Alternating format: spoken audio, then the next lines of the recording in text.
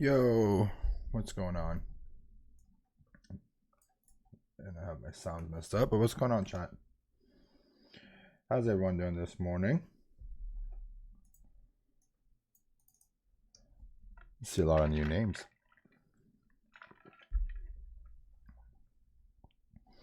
All right, I know every morning I get on and I say hi to everyone, but there's too many people to say hi today.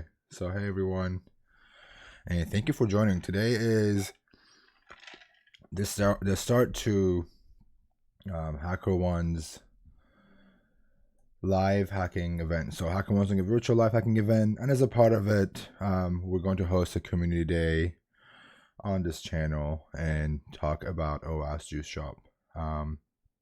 So I've installed OWASP Juice Shop already on my end, and if you want to do the same, I've made some commands available. All you have to do is type in Juice Shop. I'm going to do it right now as an example. It will give you access to Juice Shop and how to install it. And if you want to install it for free, you can use my DigitalOcean link, and that would give you a free $100 credit. So you can also install it on your own, follow along, and do everything that I'm doing too. For today, usually when we do the community day stuff for HackerOne, we usually have slides and we explain topics, but because I've been building up on this every Tuesday using the Website Academy stuff, I figured instead of going through more vuln types, we can actually look for these vulnerabilities using like Juice Shop and see if we can find these in an application without it being a real website or bug bounty program. What is it going live? What do you mean, when is it going to be live? A tool.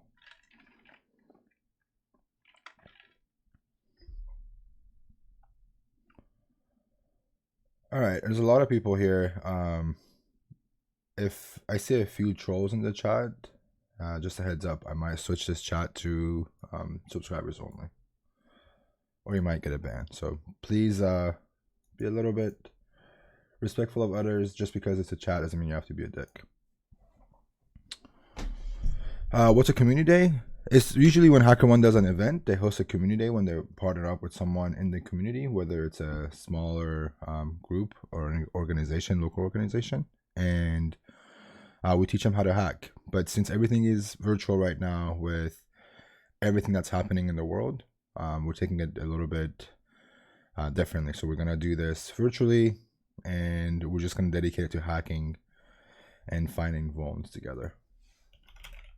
So it's kind of the same as my usual Tuesday streams, but instead of looking at, instead of learning those bugs, we're just going to try and find them. But yeah, give me a second. I gotta find the IP address for this box, and then we'll get started.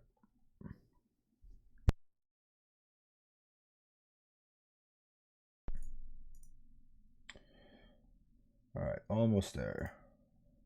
And thank you for all the new subs. I really appreciate it. Thank you guys for supporting. Should be almost done. Oh, and the best part of all the streams is I created a fake HackerOne program, and we're also going to write up the reports as we go. So we're going to write up and mark the CVSS scoring for it too. Thank you for the sub, Teppers. I appreciate it. So we will write the report. We're going to thank you for that.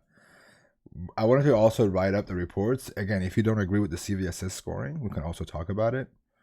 You know, if you want to understand why something is set up the way it is, I'll try and explain it as well as we go. But again, I wanted to make sure everyone understands the whole picture. Like, this is a new bug bounty program. What do we do? How do we look for it? How do we write it up?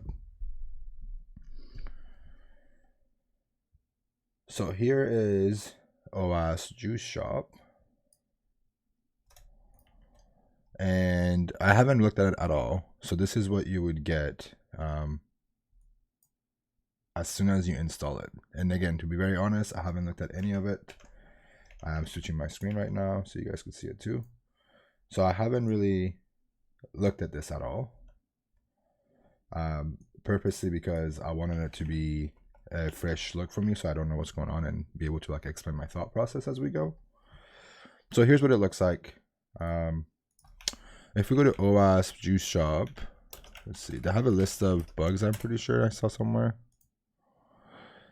Challenges. So they have a ton of bugs. It looks like it's mostly around OWASP top 10, which is good and not good for bug bounty hunters. But it's good to know there is 9 XSS, so we're going to look for those. Vulnerable components, something with JWT probably. Yep. So we'll look at those. Who knows how much of them we'll find. There's some injections, NoSQL. I'm not really good at them, but we're going to try and figure it out. There's some SSCI, server-side, template injection. We'll mess with those in a little bit. And then I want to know what these broken authentication is. I think it's probably IDORs or something, but we'll see. So we'll keep this open just in case we need it. Thank you again for all the subs. I really, really appreciate it. And holy crap, this Cyber Mentor is in here. Also, if you're wondering why I'm wearing an LLS t-shirt, the Cyber Mentor and I have both partnered up with LLS. That's what LLS is. If you want to know more, just use the LLS command. Again, you don't have to donate, but donations are appreciated for LLS as well. And it's part of VersaCon. No webcam, no, just because I want to make sure it's easier to see this. I'll switch back and forth so you guys could also see me if you miss me. But let's get into it. So first thing, let's just look at the view page source. Not a whole lot. I'm not going to mess with JavaScript right now. Let's just focus on doing these without anything fancy. We're just solely going to look at what these bugs will be like. We're just putting in payloads and fuzzing for them instead of looking for JavaScript endpoints.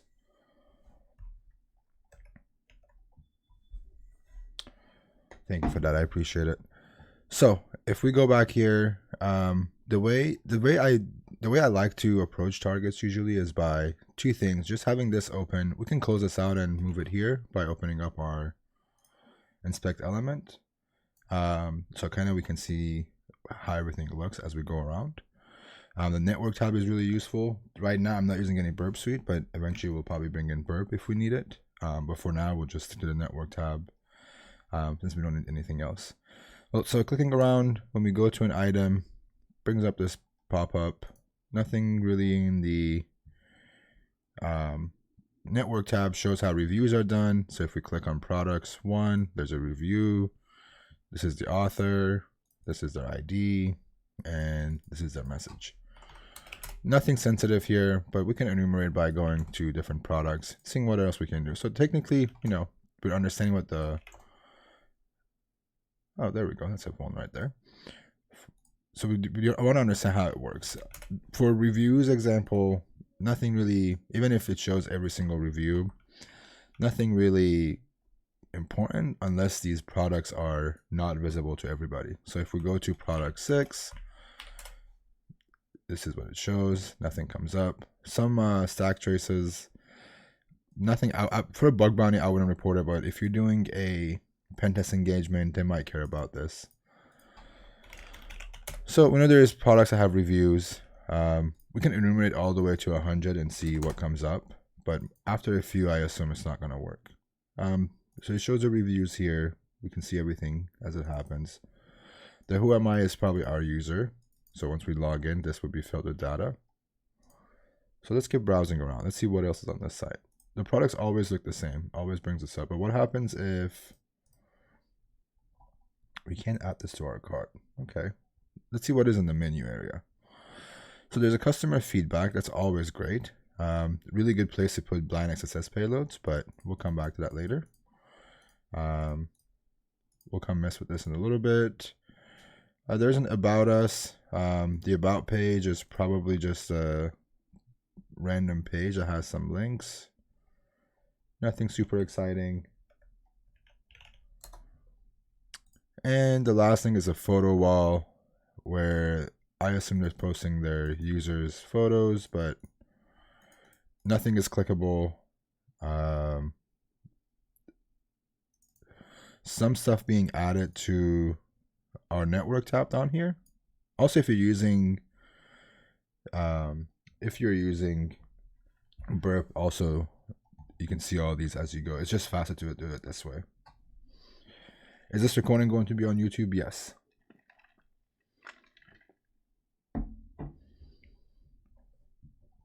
So let's see what other stuff we can find. There was something called feedbacks. So this is a cool thing. If we go back to the feedback tab,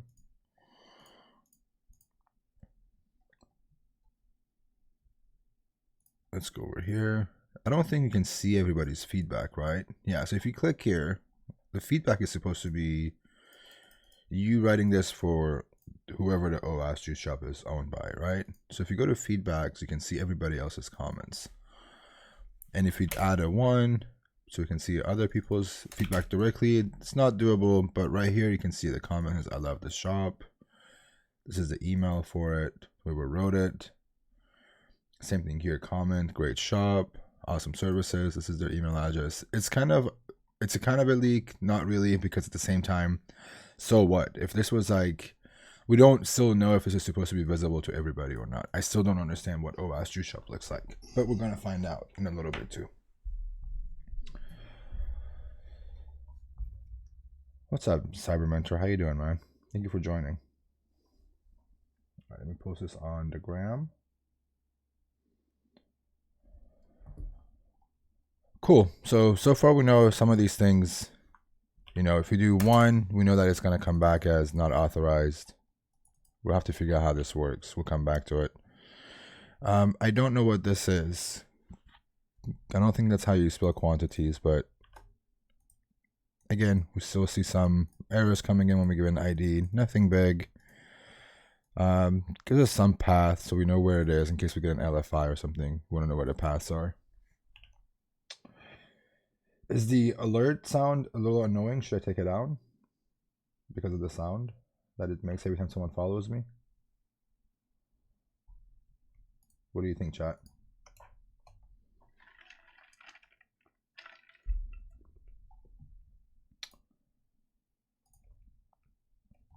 Okay, just making sure because, cool. For me, it makes a sound every time I do it. So I want to make sure that's not the case. Also, while I do this, I don't know if you guys noticed, but we are the #1 channel on science and technology right now for a second time. It's ever happened.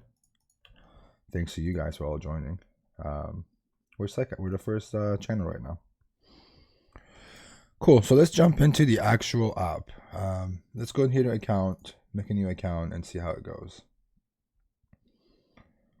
So let's become a customer. Let's use, I don't think it checks for an email, so I'm just going to say test@test.com. And we're going to give it a fake password. Security question, we're going to give it test123, see what it does. Let's register. Okay. So now let's log in. Have network tab open again. So let's see, now that we have signed in, I want to see what the difference is. There's a few things that stand up, right? The first thing is add to basket is a huge thing. We didn't have this early on. So when we click it, we can actually write a review and so on. So I assume there's going to be an XSS here. Naturally, every time I see a place where I can use put my own input or a comment in, naturally just put a HTML tag like this. I don't even go for XSS because a lot of times they get filtered. It's always good practice for me is to put an underline tag and then H1 because of HackerOne, because why not? And you submit and we close. We'll go back to it. Is there a review? Yes, but has it been rendered? No. So a few things here stand out again. So one is you can like a comment. So when you do this, it gives you a like. I can't do it anymore. Or you can also edit it. So I want to try and mess with the edit thing. This is where I would rather use burp than the network tab because I want to see what the post request looks like and I want to be able to change some of these values. So let's go ahead and do this right now. Let's put this IP address as our target. in our scope.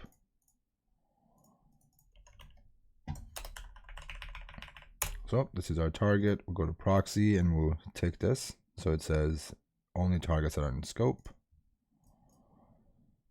Then we're going to go to our proxy tab, and on our browser, we're going to open up Foxy Proxy and enable it. So now if I edit something, I add something to it, this is what the request looks like. So the ID for each review, so when we do a review, it's a patch to REST product reviews. It gives it an ID in your message. So we'll send this to a repeater and we'll let it go. But one thing that I do remember from looking at this site was when you go to an item and you go to the reviews right here.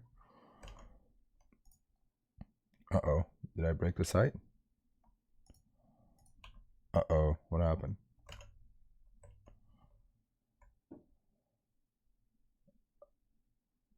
Uh-oh, did you guys take my box down for real? All right, I'm gonna try this one more time.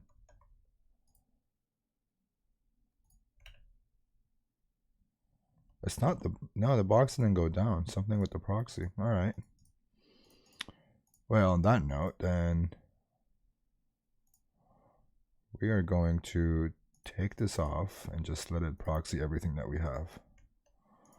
Let's see if that helps. So proxy on, proxy on. Cool. So when we go to reviews, the one thing that I remember is when you write a review, again, so this is a request that we had for writing a review. There's an ID, right? If we go to reviews for this product, I don't know why it's breaking every time I have burp open. There we go. There's another ID right here. So what I'm going to do is I'm going to copy this and I'm going to replace it with this. In a perfect world, if you're doing this for bug bounties, you shouldn't have to do it this way. You should make 2 accounts, make 2 reviews, but this is a environment for me, so I can do whatever I want to. But please, if you're testing this on a real site, don't go and do this to a random ID. Make 2 reviews with 2 different users and change them. So I swapped out the ID. The original ID was something different. This is for review 1. I'm going to patch and see if that works. Can we overwrite this request? Okay, it's not giving me an answer, but let's see. Let's go back to the original request, push send. Okay, something's really weird about burp today. Let's do it again. Let's close burp. I don't think burp is liking me today.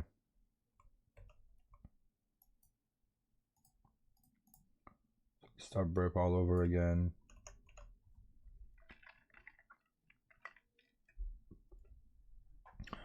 I am interacting with the chat, but you also have to notice that there's 400 people comparing to the 200 that usually is in there, and I can't look at the chat the entire time I'm trying to do this.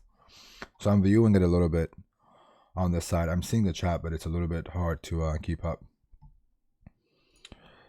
So let's try this again and see if it works. So if we have this up, it works. Reviews.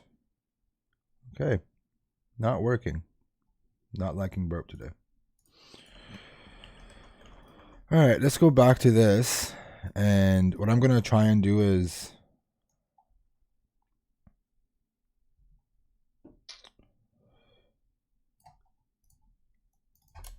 I'm going to try and do this without burp.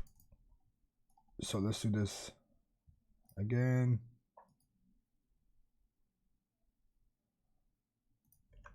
Yeah, I'm not sure why burp does this. It's never done this to me before, because every time I do this to it, it shouldn't do this. I think it's something with this app in particular is doing this.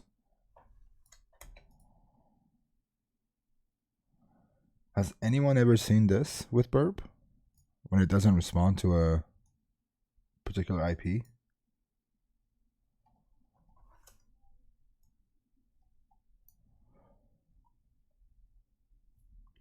Yeah, but it's weird that it does it. It's never done that.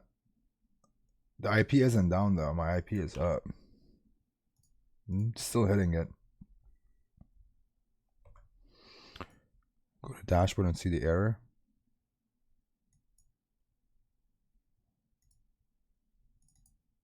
Yeah, it says connection refuse. Oh, hold on. Let me see if it's. I know what it is. Hold on. All right, fixed it. I had my proxy on because I was working on something. I think this should work now. Cool. Thank you for that. I fixed it. So let's try this again. Does this work? Yep. So modified, not okay. So this works now. Let's go back. So again, this is a review that's been written by somebody else. I'm going to go into this, add to basket, click it. I'm going to write my own review again. And then when we go to edit this, I'm going to swap the ID with the ID here. So I'm going to copy this, go here, edit. Did this change the review? And we're going to submit this, and we're going to swap out the IP address or the ID for it and push. So we're going to go back to this one and refresh and see if it changed. And of course, as expected, it changed it. So now we're able to change and modify these as we expected. So that's a good one to write. Now, this is what I want to make it more fun. I'm going to log into HackerOne.com and go to my fake program, and we're going to report these through HackerOne.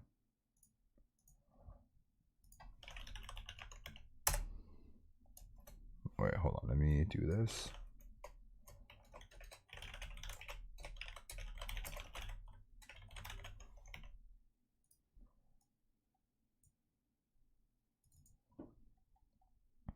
All right. So we're logged in. I made a fake program, if I can figure it out. So this is a fake program I created. Everything here none of this makes a difference what it is. The only thing we want to focus on is submitting this report. So if we were to find this in the real world, how would we actually submit this, right?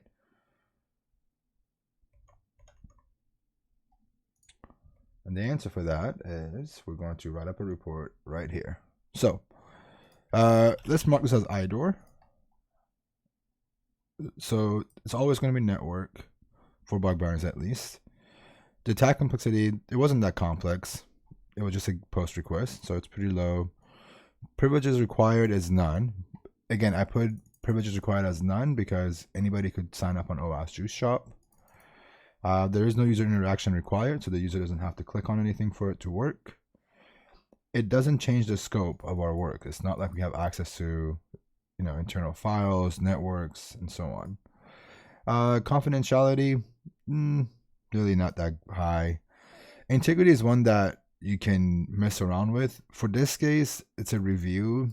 Integrity isn't that big of a deal. So we're going to mark it as low, and availability is also set to low because we can also completely change it and make it unavailable.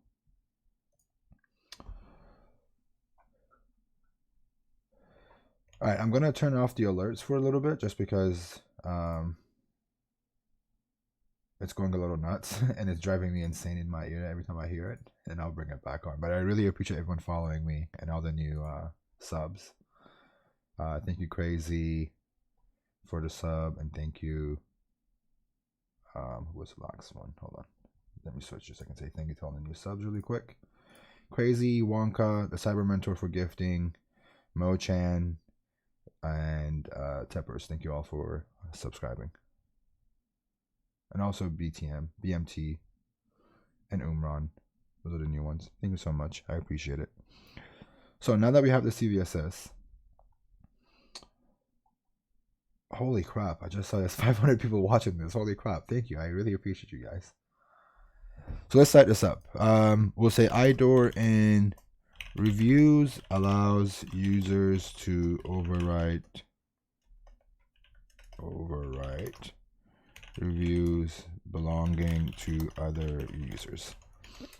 One of the things that I like to do is also include the endpoint. So we're going to go to repeater. Let's actually go to here and see what that request was.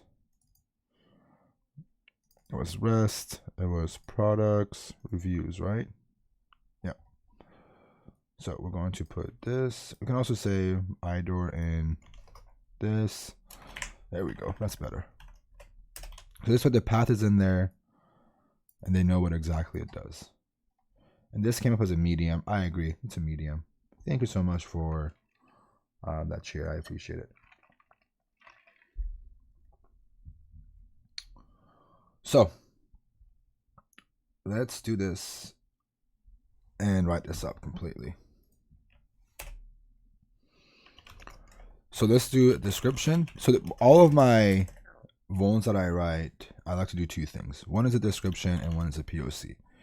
I usually skip this because the impact is explained in the description. So in the description, we're going to write users have the ability to create reviews for the items on the website. However,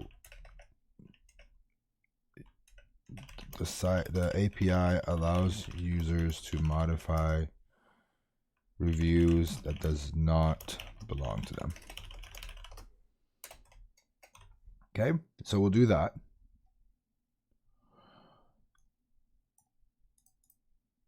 And then for the POC, we're going to write every single thing that requires: 1, log into your OWASP Juice Shop account. 2, so let's do this. I'm gonna put you over here, and I'm going to put this one over here. And we're going to write this exactly how we did it.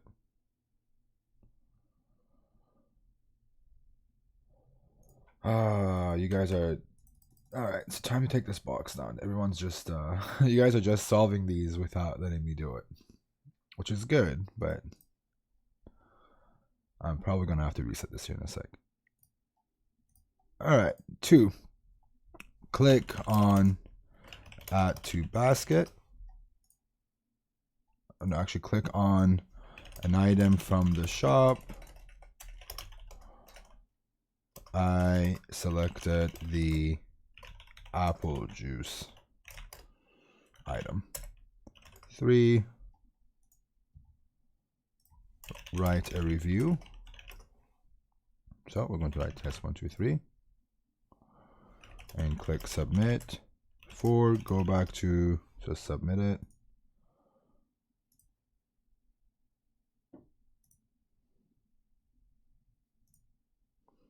So now we're going to say go back to your review and double click on it to edit.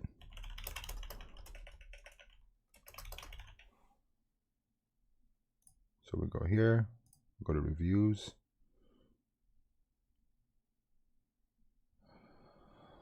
All right, trolls are here.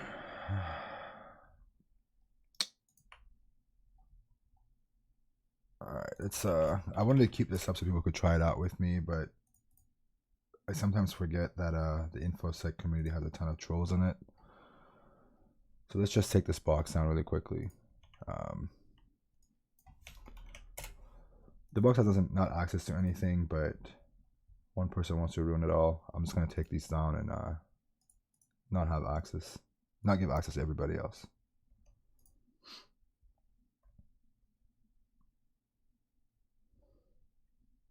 I'll do that on my break. Let's just write this up for a little bit, and I'll do that on the break. So we'll go back here, we'll click edit. Let's go to our review.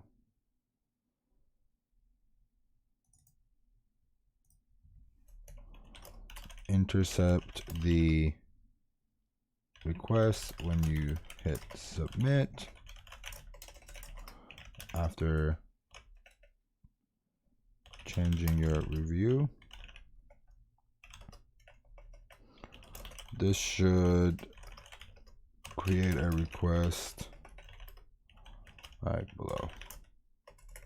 And let's include the request in here too. Put that in here.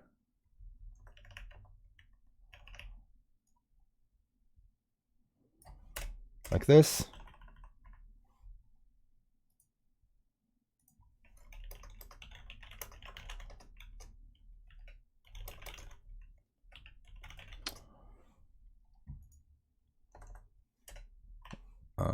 Review and send it to a repeater so they have access to it. 6, we're going to go to the review page. So this was, where did we do reviews? Let me see. There we go.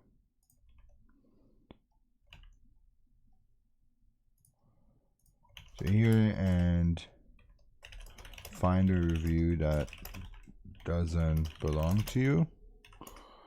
We'll take the review that belongs to this know-it-all who thinks they're really funny and smart by bashing on somebody else. We'll take the ID for it and copy its ID.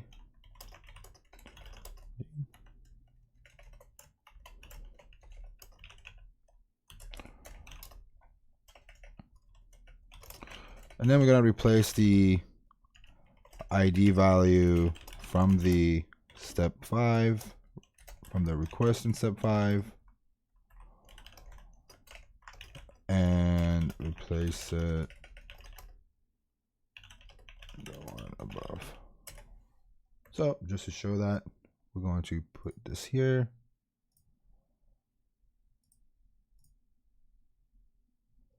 So let's go here and replace it.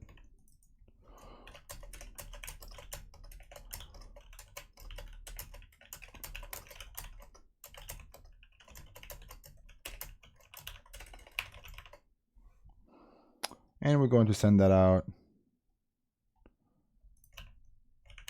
And we're going to look for this, and it looks like it changed it. So we're going to copy this, and we're going to paste it.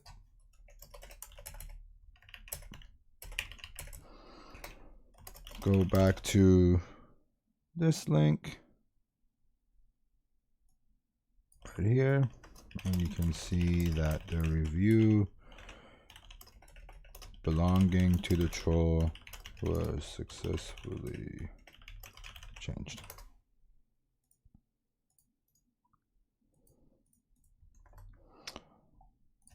And we're going to write this up, and we're going to submit. Cool. First bug in. We got it in. I'm going to check in on chat really quick. Who's going to triage the report? Nobody. I don't think anyone's going to do this.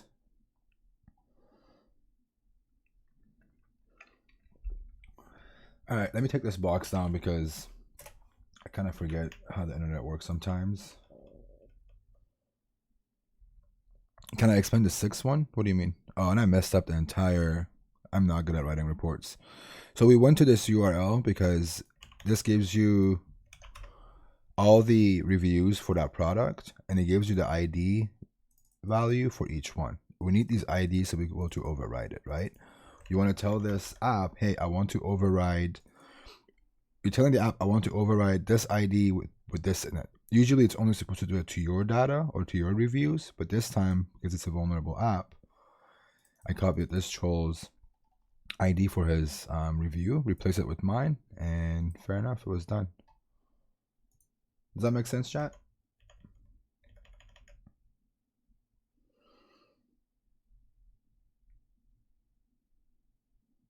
Cool.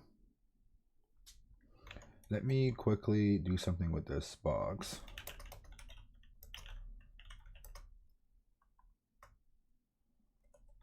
I don't want to deal with... I didn't want to deal with this, but I gotta do it really quickly. So I'm gonna switch my screen to me. Let's do a quick QA about this bug. If you guys have any questions, this is the time to ask. I'll switch this while I fix my IP whitelisting really quickly.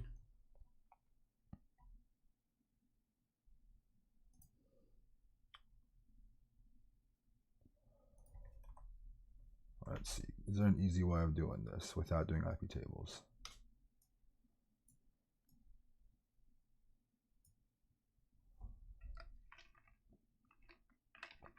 What's a shore wall?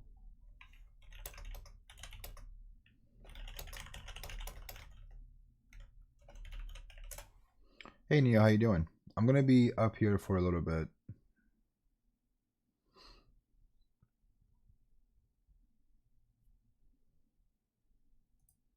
I'm just gonna add a firewall rule, IP table rule, I think, to make it easier. And if it ruins everything, then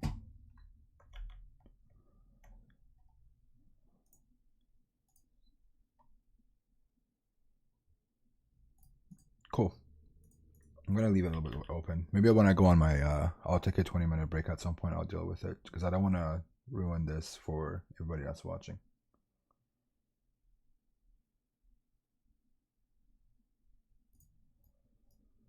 Cool. Let's see what else we can find on this app. There's supposed to be 9 cross-site scripting bugs. I haven't seen one yet. Can we find one, chat? Do you know we can? Do you know if we can find one? Yes, this will be on YouTube too.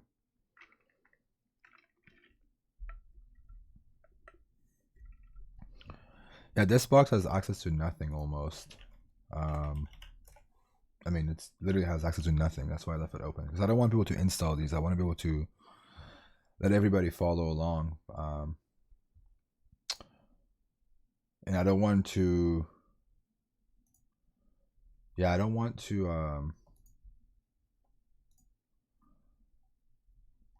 I don't want to punish people for one troll.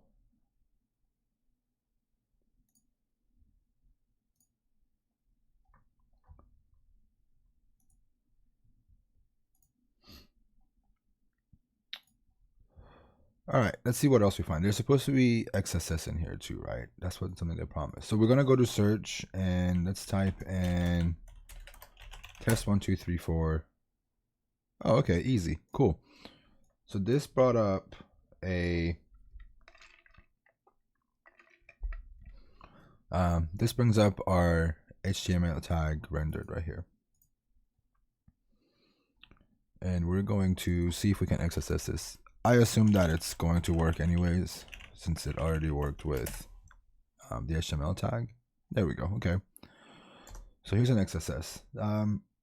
As funny as it sounds, when it comes down to bug bounties and writing a report to a bug bounty program for this, I don't really usually write much. Especially for a reflected. But let's see how this goes. Let's type this up. This is a reflected XSS, not XDOM. Let's go to reflected. So, I don't know. This would be. I think this would be good enough to do. Honestly, it's still everything here is still the same. There's kind of user interaction required, kind of not really. Because it's reflected, I have to click on the link. We'll just keep it this way. And then we'll write this up as reflected XSS and search via the Q parameter. Okay.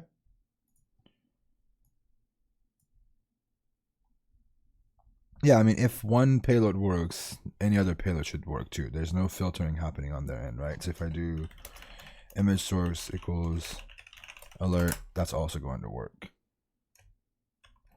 And that actually didn't work. Oh, it's because I didn't write it right. On error. There we go. So if one of them works, most other XSS payloads are going to work. The payload doesn't matter in this case. And that's one of the things that I want people to start practicing with bug bounties, is that it doesn't matter what payload you put in there unless they're filtering out some stuff, right?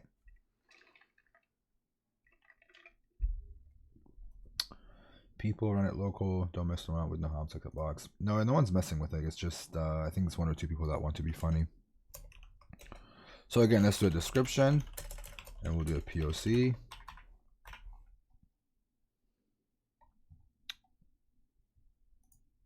Then we'll write the website search functionality gives is vulnerable to an XSS. This may lead to account takeover.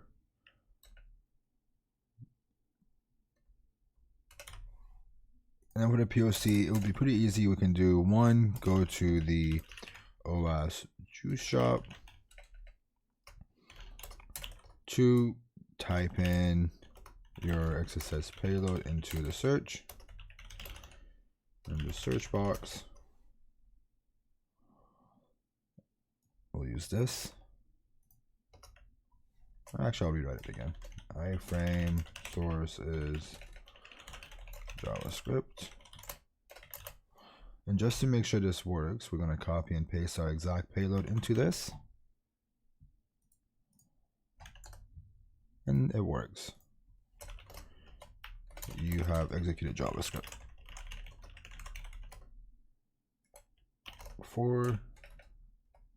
You can also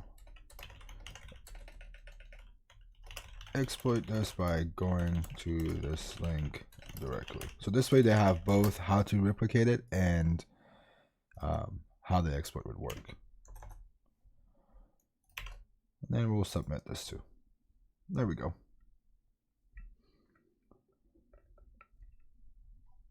So that's 2. We wrote this pretty easy, pretty straightforward. All I have to do is copy paste this link. Oops.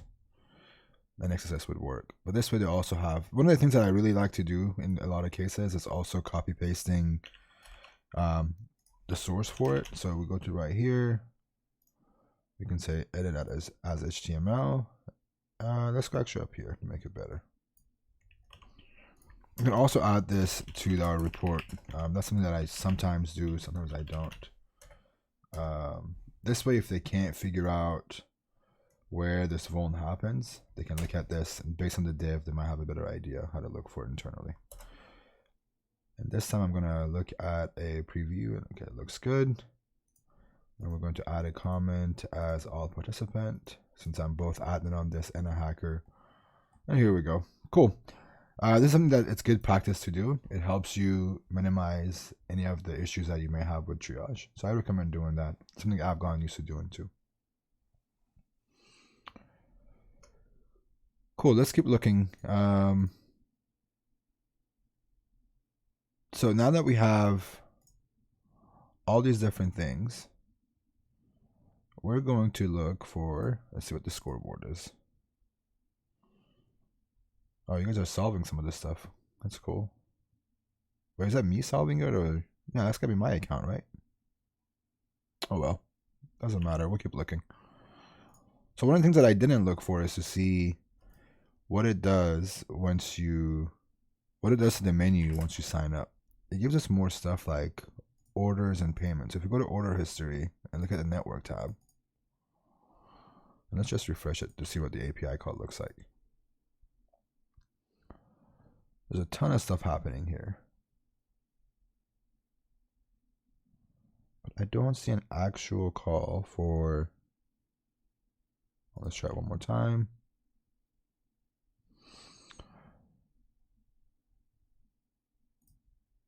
Let's pull this up. There we go. So I don't think any of these are the things that we want. Order history is a good one to look at. Let's see what it shows.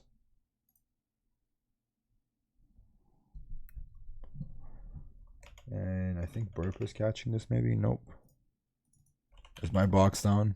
Nope. So the order history doesn't work when you hit it directly.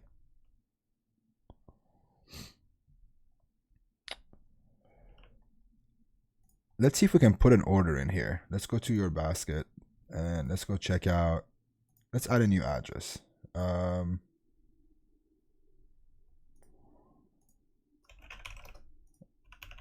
Test 1 2 3. Test 1 2 3. Give it a fake number. Oh, come on. Invalid mobile number. Is it like this? There we go. And then here and here and submit. Cool. There is, I want to make sure there's no XSS here. So I always like to check for whatever my input was to see where it went, because the context makes a difference. In this case, we're not in a script tag or anything that we have to escape out of. So we'll leave this as it is. And we're going to continue. We'll do 1 day delivery.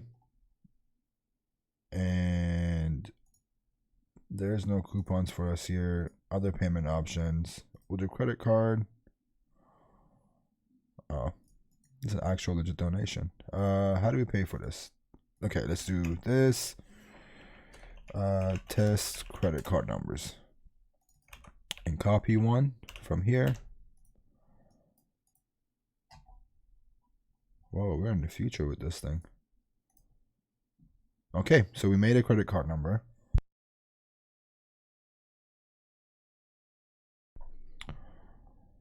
And we're going to use this card, not worry about adding another one. But I do want to know how it looks when I put in this order. So there's API addresses here. So if we go to 7 is ours, right? It's not showing anything yet. So we got to come back to that. Delivery 1 also doesn't show anything yet. We'll come back to that too. The basket thing doesn't show anything. We'll come back to it. We'll figure that out.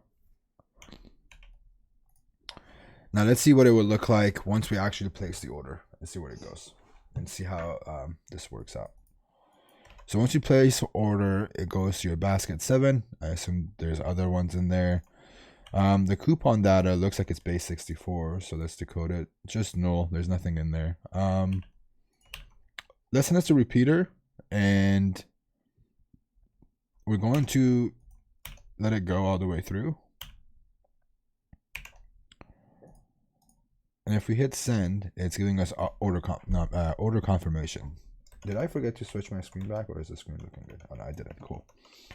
So if we do 6 here, it might do some weird stuff. Let's try it out. Okay, bad request. We don't need it. Every time we hit send, it's giving us a new order confirmation. But I wonder if it would work if we made this payment ID 1. It looks like it worked. And let's make this address ID 1.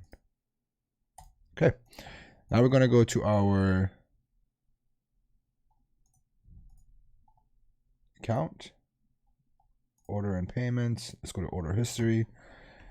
There's all of these different orders we just made. This is one that we just created with a payment ID and address ID that did not belong to us. So if we click here and look at our print order confirmation, it's a PDF. You guys know how much I love my PDF generators. We're going to come poke at this in a little bit. If it has user data going in there, but it's not really leaking any information. It's not giving us any address, none of that. It just gives us some information that we already have. What I wanted to accomplish here was I was hoping once we change the payment ID and address ID to something else, it's going to give us and leak those addresses that don't belong to our accounts by going through the receipts. But it doesn't look like none of that works. It hasn't given us any addresses or anything like that. So at least we know for now this is not vulnerable on its own, right?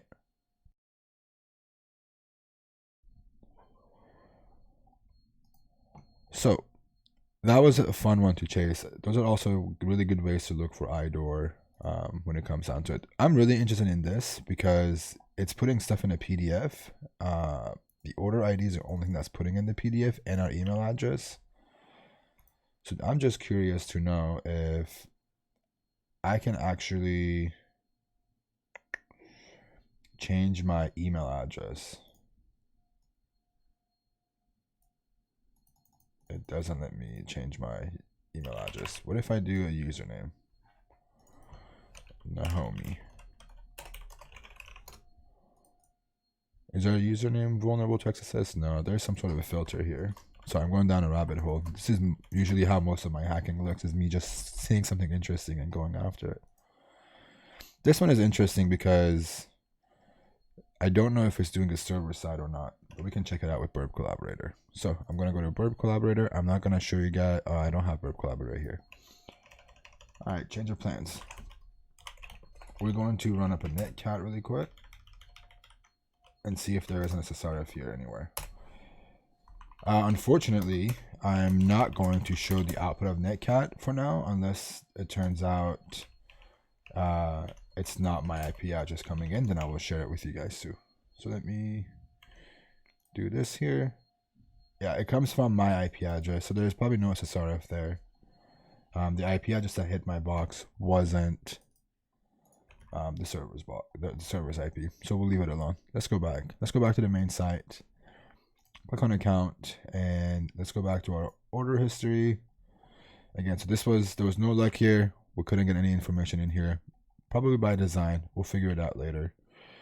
But something that I want to look at is I want to go to my saved addresses. This is the address that belongs to us, right? So I'm going to run a burp proxy. We can do this with a network tab. We don't need burp for this. I'm going to refresh and see what requests are being made. So obviously that these are not the stuff that we want.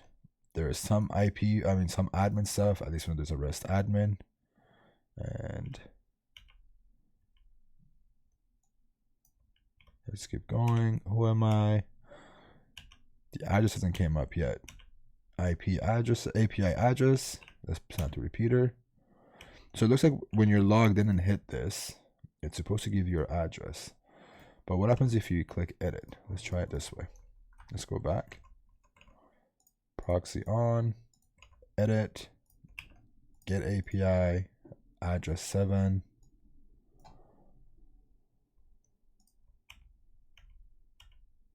Let me change this really quick to a scope so it doesn't leak all the other stuff that I'm doing. Sorry, let's do this really quick.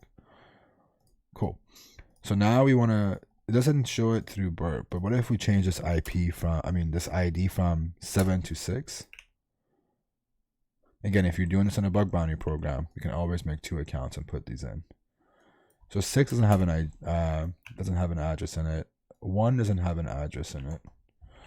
Now the question becomes, since we don't have access to these different addresses, can we actually write to them? So test 1 2 3, test 1 2 3, 3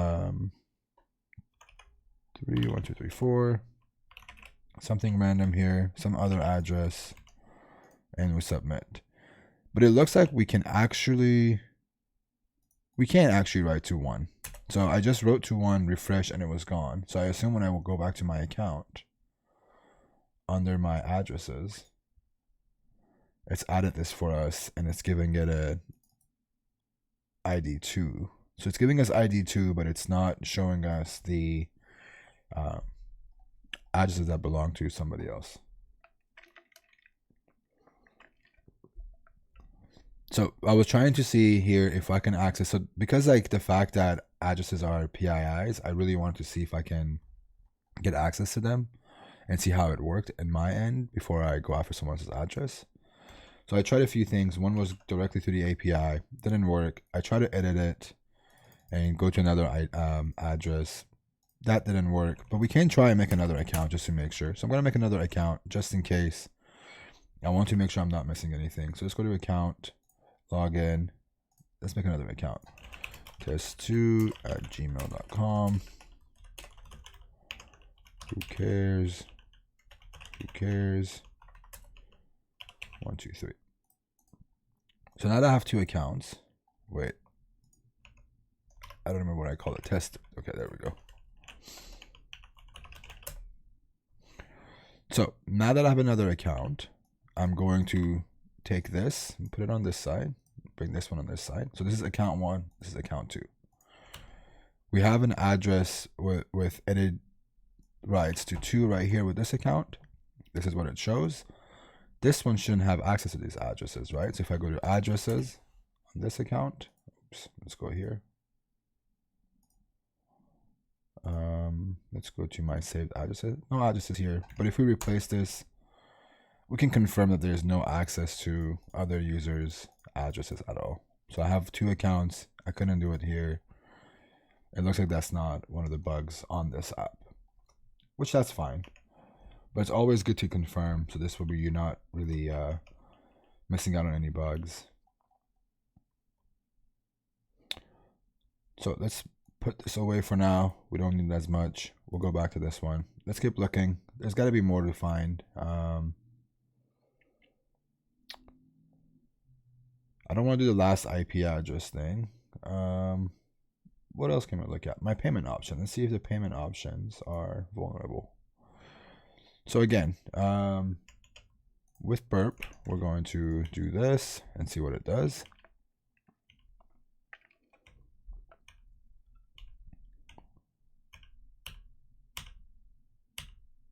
So API cards is I'm assuming where the cards come from.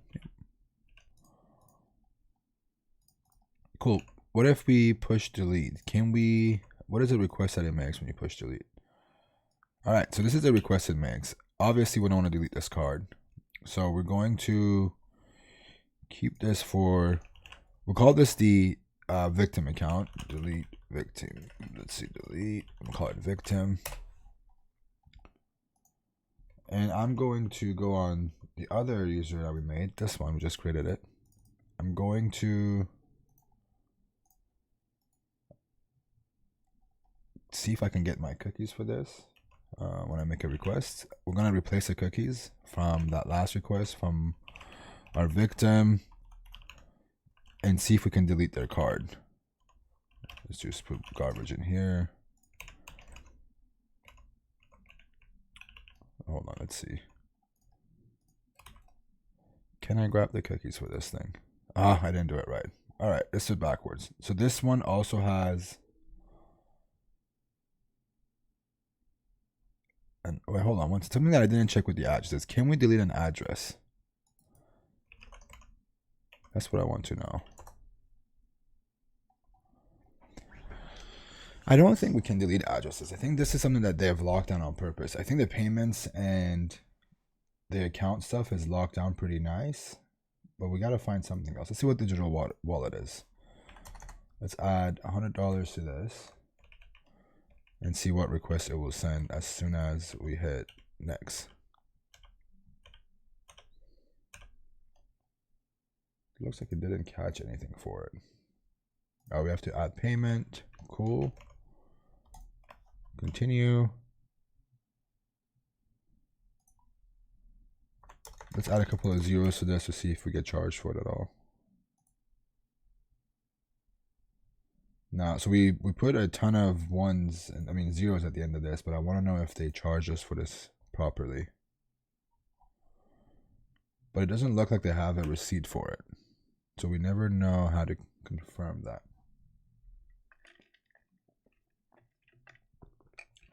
Holy crap, you can change the name of those tabs on the computer. Yep. That is a part of it. So I was hoping we can, so what I was trying to accomplish here was, I wanted to see if I can get more credit by paying less. And I wanted to confirm that actually worked by going through my history or my payment history and see how it works. But it looks like, that wasn't the case for it. So we'll leave it alone.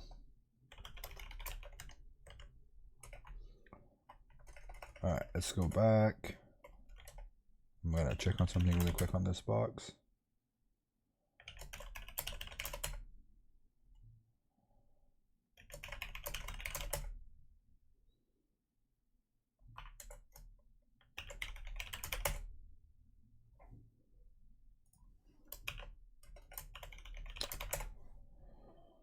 How about playing with a PDF generator? Well, how would I play with the PDF generator? I explained my thought process, why I couldn't PDF SSRF it. If you know something I don't know, I'll be more happy to look at it. Cool, let's go back to OWASP site, the Juice Shop site, look around a little bit more, see what else we want to poke at. Let's go back to our account. When we go here, there's clearly some sort of a filtering happening here, and if we type in Nahomi, it's putting us in the value here, and it's also in some p style tag. When we go to this one, it looks like they're already stripping everything off, but let's see if we can escape some of these stuff. So if we do set username to that, let's look for Nahomi. It looks like we can get the quotation mark in there. Wait, but I think it's, yeah, it's being turned into quote. So I don't think there's much here to play with. We can upload stuff and play with the uploader, but I want to get some of the easy low-hanging fruit out of the way. All right, so we found one XSS, and supposedly there's more of them. So I want to find out how they work. So let's look at the customer feedback. So anytime we are logged in and we write a review, it leaks the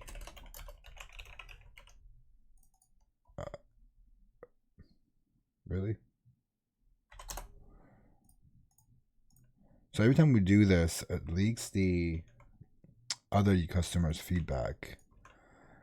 But I'm more curious to know if we can. So there's a user ID that comes in with this. For the user ID 18, and we write to this, this is how it looks. So our user ID is 18. I wonder if we can spoof this by doing user ID 1.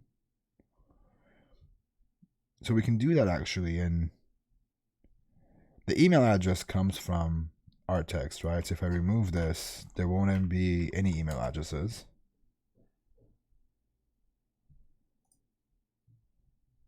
But it still lets us add stuff to it. It also looks like it has some filtering happening to it when you have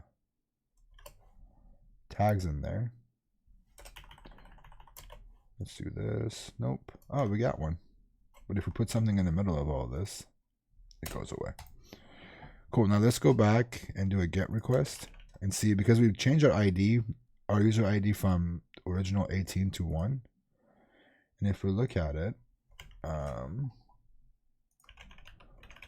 test 1, 2, 3 has came in a bunch of times, but I want to see where the user ID is. So user ID is null, user ID is 18, user ID is, where is this one? User ID is 1. So we are able to write feedback as another user.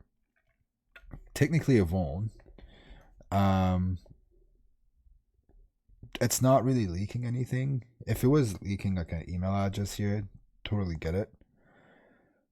But because of the fact that it's really not doing anything, then I wouldn't report it recently. It's just the question I ask is, so what? You can write a feedback that goes to the admins from another user, so what? If there was an XSS here, I could say we can chain it and kind of like stay behind another user, but do I usually try and do something bigger than have XSS? No, not really. The assumption is that the user on the other end understands the... Depends. I'll be honest. Depends. Like, if this program is going to pay me a good amount of money, absolutely. You know, I usually report 1 or 2 XSS and see how they do it. If they pay me like, oh, this is a Reflect XSS, here's $100. Okay, I'm gonna escalate it and say, oh, by the way, did you know that this could happen? Then come back and oh yeah, we get it. We were gonna fix it and give you a bigger bounty. Some companies, for example Airbnb, I never did more than doing the alert one, just because they understood what XSS could do for them as a part of their site. And for that reason, I just submitted the XSS by itself. So it all depends on the company you're hacking on as well. Oh, so this is one of their bugs. Post forged feedback. Post some feedback in another user's name. Okay, let's write it up. Since they want us to find this, I'm going to actually write this up on HackerOne. So let's go to Naomi's Juice Shop, submit report. Thank you for the sub, Humor for Fun. I appreciate it. So we're going to put XSS. No, not XSS. IDOR. I wish it was an XSS. And we're going to go up here. And we are going to take this route. And we're going to type in IDOR and API feedback.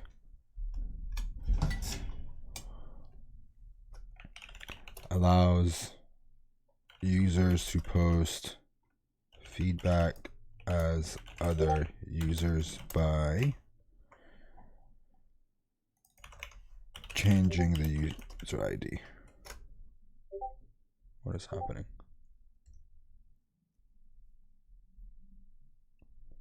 Sorry, chat.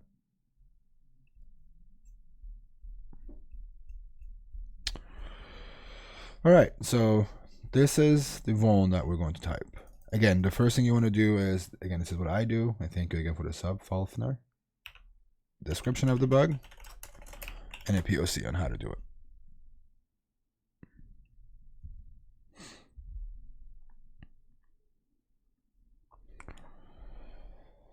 So for the first description part,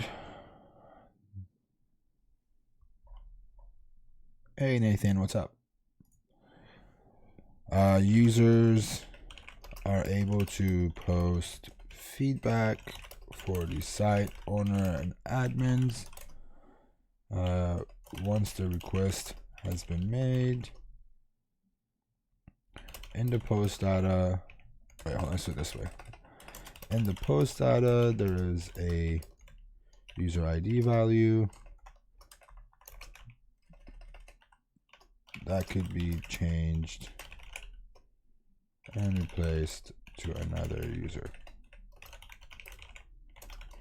This will allow a user to post their feedback as other registered users while staying hidden.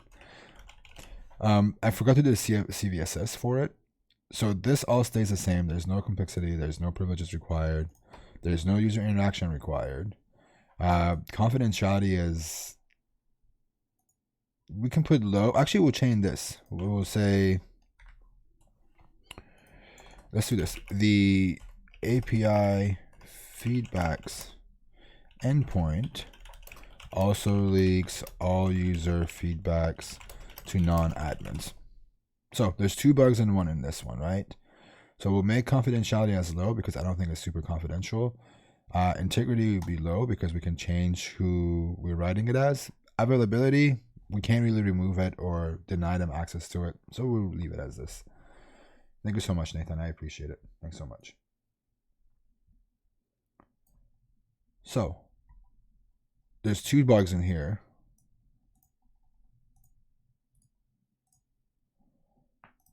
So the POC for this would, thank you, Shell, for the sub, would be, we're going to go to the site and step by step write everything we have done. So let's put this here. 1, log into your Juice Shop account.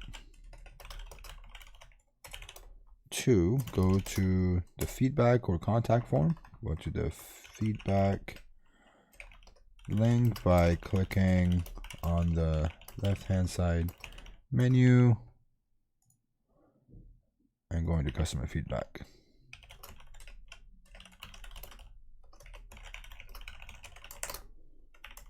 Then we'll put the link right there to make it easy.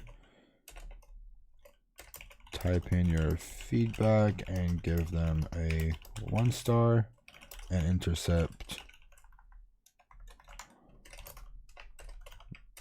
Make sure to intercept this request. So this is what the post request looks like. Whoops. We'll put that in here. And we'll put that in here too. So our user ID is 18. We know that. Request and send it to repeater.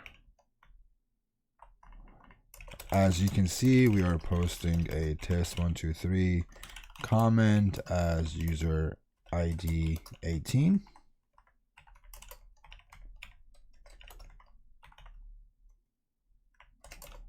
Let's do it like this so they can see it.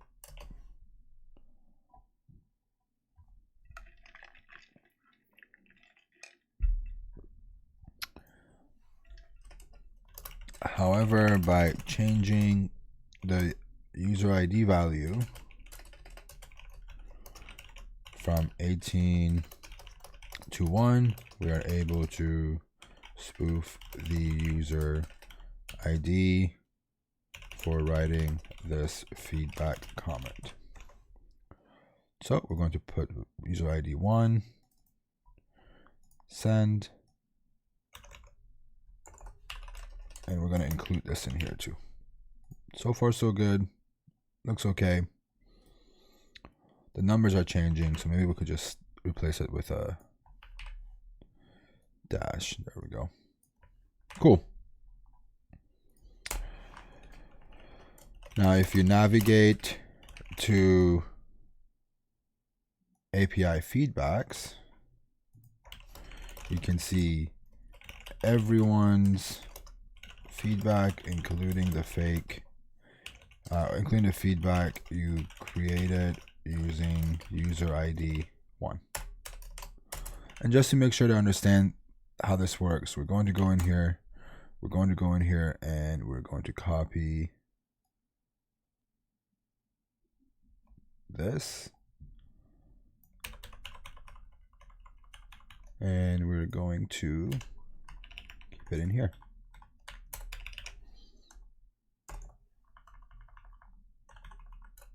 And we're going to give them a thanks. That's it. So CVSS is set. IDOR is selected. POC looks good. We reproduce this as we wrote it. Again, please make sure you're doing this. When you're writing a report, just reproduce it on your own. So if you can reproduce it on your own, a triager, a security engineer, whoever you're dealing with on the other side of the screen isn't going to be able to do it. So just do yourself a favor and make sure you do this as you write it. And don't skip any of the steps at all. Cool. So 3 bugs in, not too bad. And to be honest, I literally found bugs like this last week on a program that I was invited to. So if you think these are unrealistic, I would think about it twice before you say that. I found literally bugs like that on a pretty big app. A few of them paid me a few thousand because it had access to PII addresses and that sort of stuff. Can we and will it be better to attach screenshots to the report? Absolutely. I don't do screenshots just because I try to write it so the way you can read it and understand how it works. But in some cases, when something is hidden, it's really good to include those in there. So for like an XSS, you don't need to screenshot the XSS works. I don't see a reason for it, but it does help to have some sort of a screenshot for sure, depending on the bug.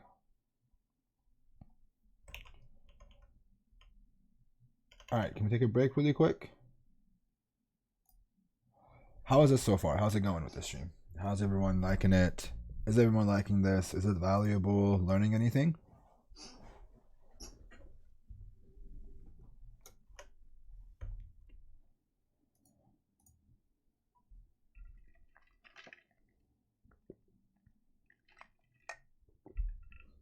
Again, like, I know that these bugs are pretty easy to exploit, but I wanted to kind of show what it looks like when you do these.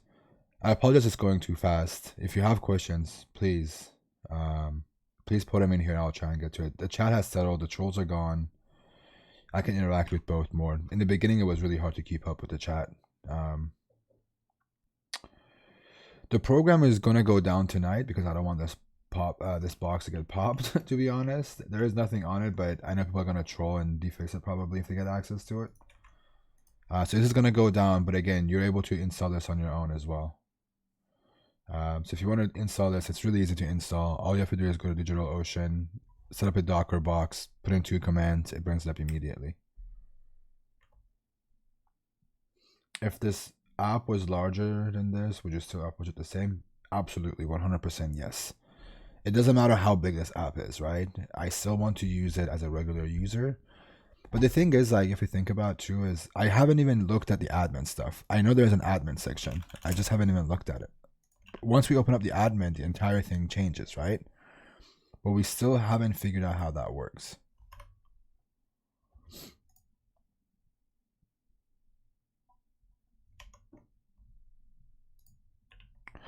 All right, how am I doing on time? It's only 10:15. We have a little bit of more time left. Will I close this bounty program after the stream? Yes. I mean, the bounty program is only available to me. I'm just using it to write reports and show you guys how I write my reports for certain bugs, especially with IDOR and XSS, which are the 2 really, really popular ones. So it's going to go down afterwards. No one's going to have access to it. But I kind of wanted to give you guys how to kind of show you guys how to do this.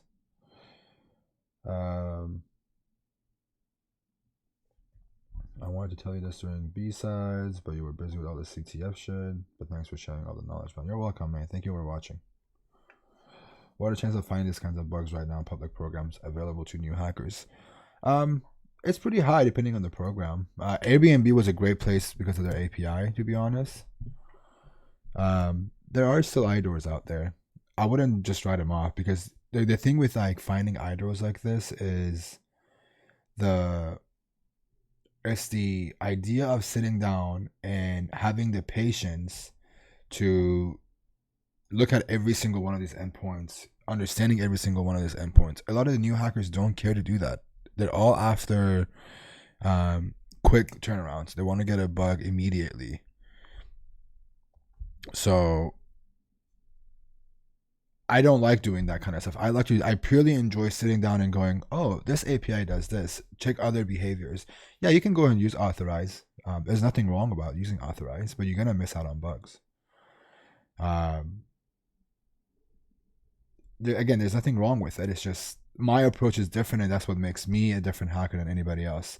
If you're using authorize and 200 other bug bounty hackers are using authorize, you're all going to find the same stuff. There's been a couple of bugs that have taken me months to exploit. But I enjoy this process more than anything else of sitting down and all right, Valley dude, let's just put you on timeout if you keep asking. But yeah, I enjoy doing this. This has been, thank you, Jay Adams. But yeah, this has been the way I've enjoyed doing hacking. It's worked for me. I've made what I want made out of it. I've learned a lot from it. I tend to do things manually. It helps a lot more. But again, things could be different. You could have better ability to do things automated and focus on other things, but not how I operate, to be honest. All right, so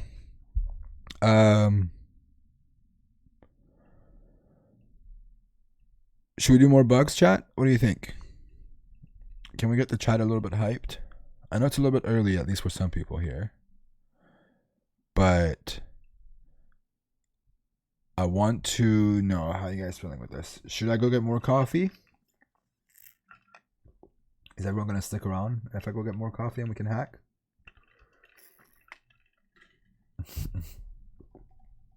Yeah, it's gonna be on YouTube right after I'm done here. all right, hype. This is really hype. Holy shit. All right, we'll keep going. I'll go get coffee in a little bit. Are any of my Nahomis in the chat? Where are my Nahomis? All right, let's do it. Cool. Let's keep looking. I'm doing decent with. So the other thing that I really like to do is when I do really good with one bug type, example IDOR, I just go at it and as much as I can. It just makes me focus a lot more, because now I've seen this pattern of, okay, there are these bugs on this website. Almost every endpoint is vulnerable to IDOR, right? It's one way or another, we can find them. But you have to keep playing with these in order for you to figure it out. Let's see what the request data thing looks like. Not gonna touch that. I don't want my stuff to get leaked. What is the PDF? Wait. There's another PDF thing in here. Hold on. Hold the brakes. Let's see what this looks like. So if we hit request, so there's format is 1, right? There's 3 formats: Excel, PDF, and JSON. So if we put this to repeater and we say export, it's gonna give me JSON. Let me make sure my IP is not in here really quick. Okay, my IP is not in here. We're good. And I want to know if, so my HTML tags are coming back in JSON. And I wonder if I do 2, what is that going to look like? Is that a PDF? It's still coming back as JSON. Let's take the content type out.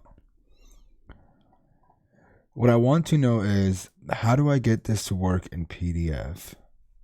So we're gonna figure that out now. Let's do 2. Is it gonna give us a PDF? Oh, interesting. Okay, so it comes back. So let's go back to repeater data. I can explain this. So if we go to data right here and we send our format. Oh man, what happened here? Okay, let's try it again. So when we do JSON, let's do it this way. We'll do JSON. There's a few things I want to try. First of all, when we request this, it comes back with this, right? The one thing that I want to know is, how is this coming back with the HTML? And how do I make this come back with PDF? Because if we could leak this into a PDF, it's game over for us, right? So I'm going to see if I can. This is a trick that I've enjoyed using myself with, like doing with hacking, is looking for the disabled tag and just completely removing it. So let's remove that. Let's go up this way. So if you hover over it, it says disable is true. That's fine. Disabled. Let's just take this. Let's go back up. This is Excel. We don't need it. That's PDF. So if I just take this disabled out, and let's just remove this entire class. Again, I don't know if it's going to work. There's been a few times when this has worked. Okay, so we can select it now, more than likely. Nope. There's got to be for us to be able to enable this. Okay, let's refresh. I don't think that's going to work. Let's try it one more time. This is the one we want. It's this class. Disabled class. What if we created enabled? Does that work? No. And let's remove this whole thing. Let's see what it looks like. But it's still not clickable, right?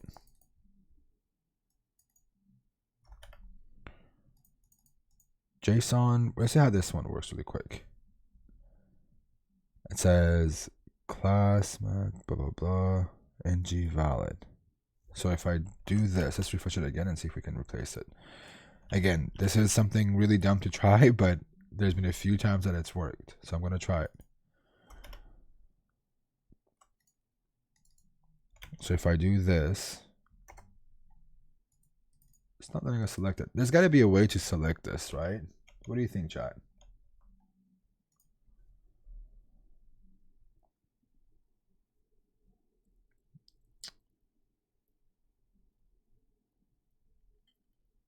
The input has a disable attribute. I don't think. Remove the disable again. Okay, let's try it again. You want to remove this disabled?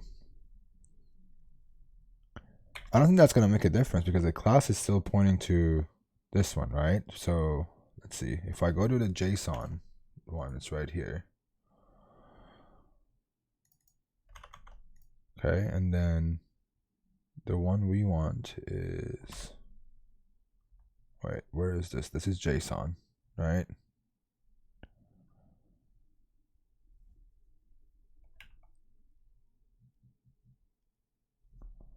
Oh, you're saying just copy whatever belongs to JSON to that one? That's smart. Okay, let's do that. So edit this attribute right here. Hold on, edit as HTML. So copy this into the class, right?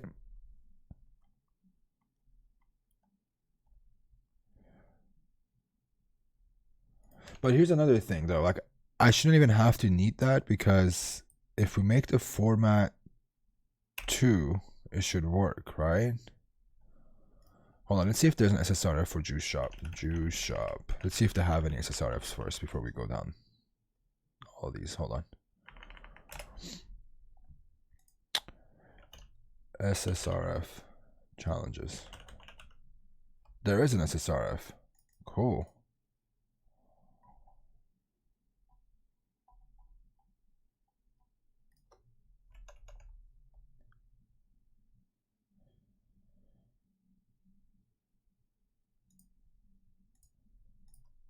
Let's see, request data export Juice Shop really quick. I want to make sure we explain this right.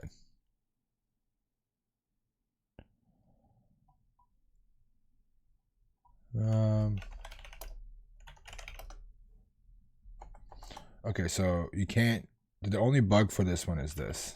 I'm not going to look at it, but I want to know what the SSRF is. I'm not going to look at it. Okay, so that what we were looking at isn't really vulnerable to SSRF according to the docs. But one thing that's really, really important is when we request our data, right? When we request this data, Oh, come on. This CAPTCHA is so annoying.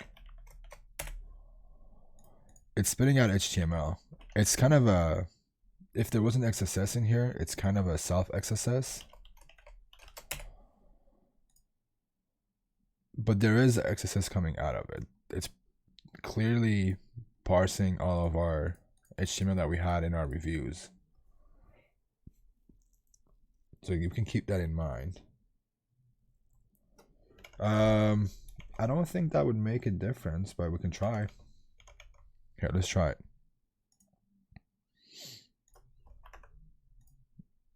Let's see, S9ZX, JSON.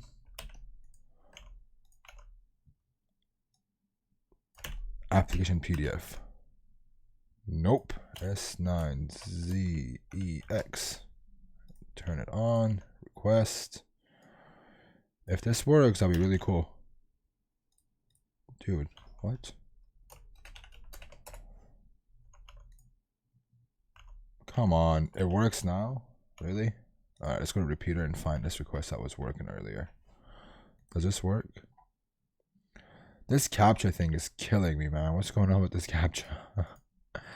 Let's try it again. JVCXP. And request. Let's do 2. You're right. And let's put that in there. Let's see if this works. No, it's not working with...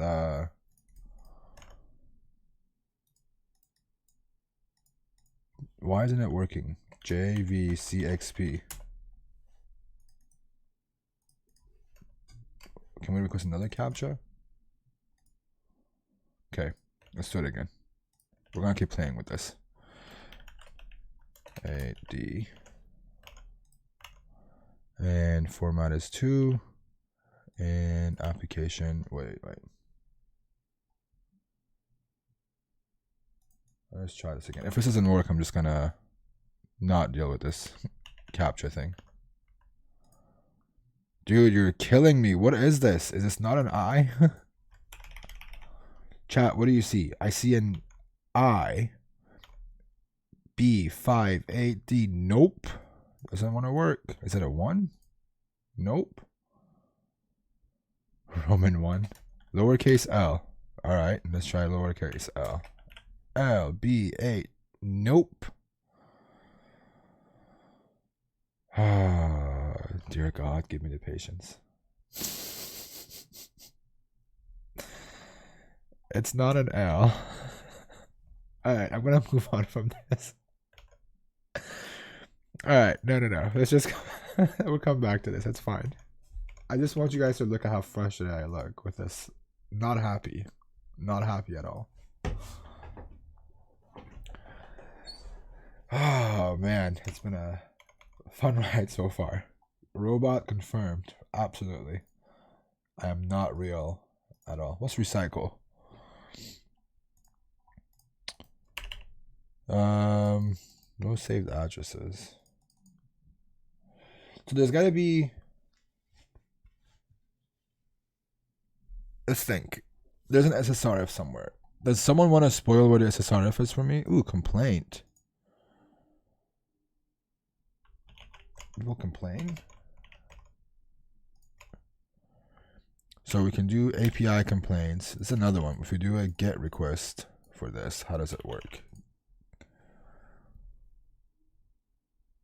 So it looks like, all right, so here we are. The weird user ID 18.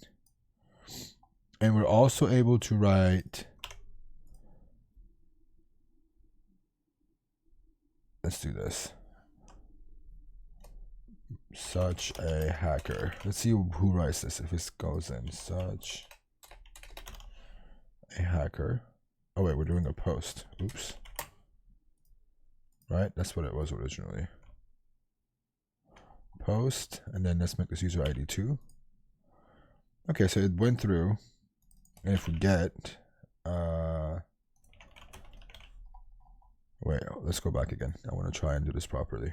So we're going to make a post request to API complaints, and it's going to come from user ID, and it's going to be an underline test123 from HackerOne.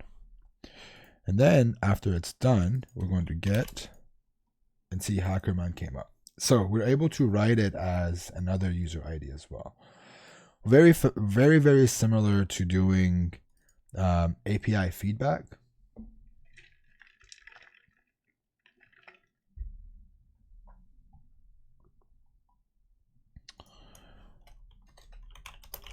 So it's really very similar to that one. I don't know if I want to write this up. It's practically the same exact thing. It's just a different endpoint. What do you think, chat? Should we write this up, or is it obvious enough?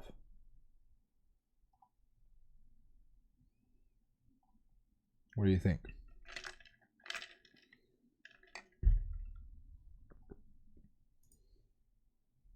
Yeah, no write up, right? Let's go and look at this SSRF thing, because it bothers me that a few things bother me here. This profile picture is one of them that really bothers me,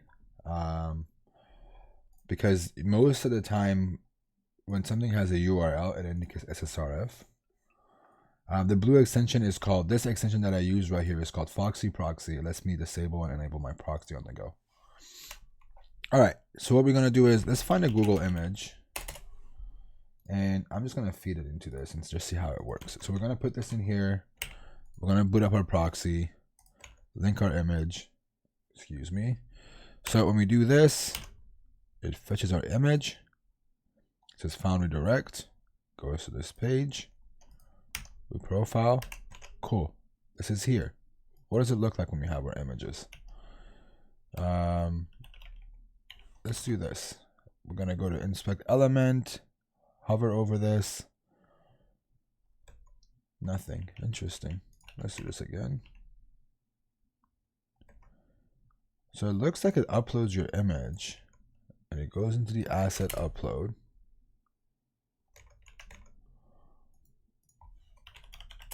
I want to check something really quickly, because 18.png, what if we do 1.png? Nothing. Okay.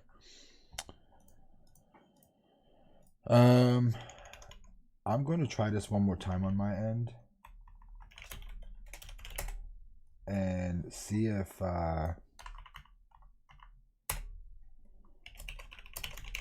there is another request that could come in after we put this. Let me try it again. I'm going to point this to my box again.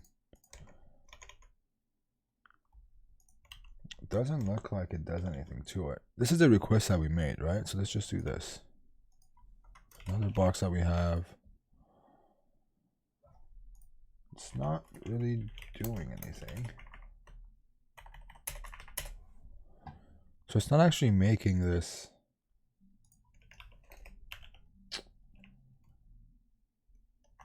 Yeah, I don't see a request coming in yet. No matter what we do here. I don't want to put this up on my end because I don't want you guys to see my IP. Oh, so it does come. That's really weird. Earlier it didn't come from my from the IP address that I put in there. Okay, so it looks like this is vulnerable here. So here's how I look for SSRF, okay? Step 1, you want to see what kind of a request does it make to your box. So you run nc, I put 443 just in case there's any firewall rules that could prevent it. You click link image. That should have worked, but it didn't. So we'll try it again. We'll say 1.png. Request came in from this IP. This IP is the same as our box. It fetched for 1.png. The host is our host that we have nc running on it, right? You're welcome, Dalfo Day. I appreciate you joining. So now we're going to see what other access we have. So this is the request that it's made when we got access to this box. So again, we send, doesn't come in. Something's not working, but if we do it right away in here, and we do link image, this, however, does work, right? Because we go back here. I think maybe my netcat is breaking. Let's try it again. Something is really weird about this site. 443. Maybe if we need to put a file type at the end of it. That's the only way it works. Really weird. Because it just worked, right? It really just hit my IP and then went away.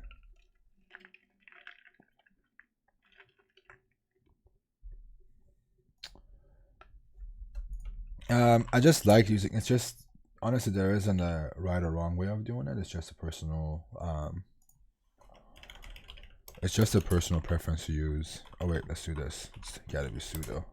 Okay. Now it's gonna work. Yep. Okay. So we'll do this. And then sudo kill all 9nc. Cool. So if we do this, it hits, it works, we're good. And it's still doing it. So now we can do other stuff. So I wonder what it would, I'm wondering how they want us to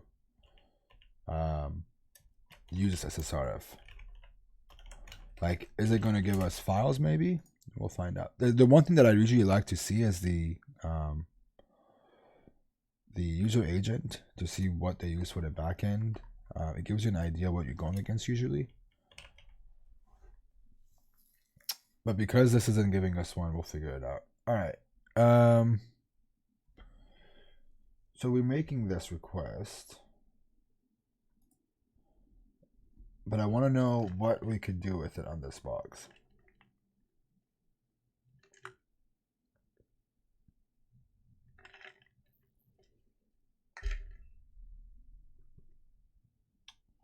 I don't know if like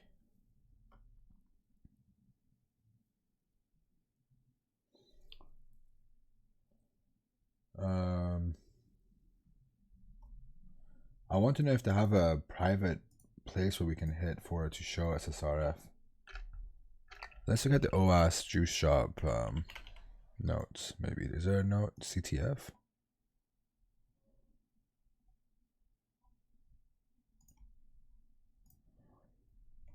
They said there's an SSRF, but no. The thing is, like, the file thing wouldn't really do much, right? Because if you do file Etsy password, even if it works, it's not going to give you any user input right here, right? It says invalid URL, it goes away.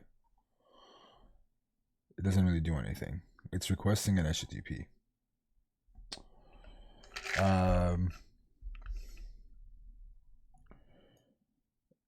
I mean, we can redirect, but also I don't know if that's worth it. I want to check something really quick. Okay, no XSS there. I gotta look and see how they want us to do SSRF.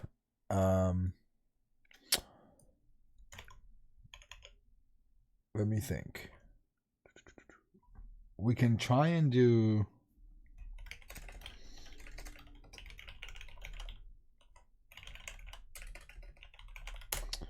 so. Whoa.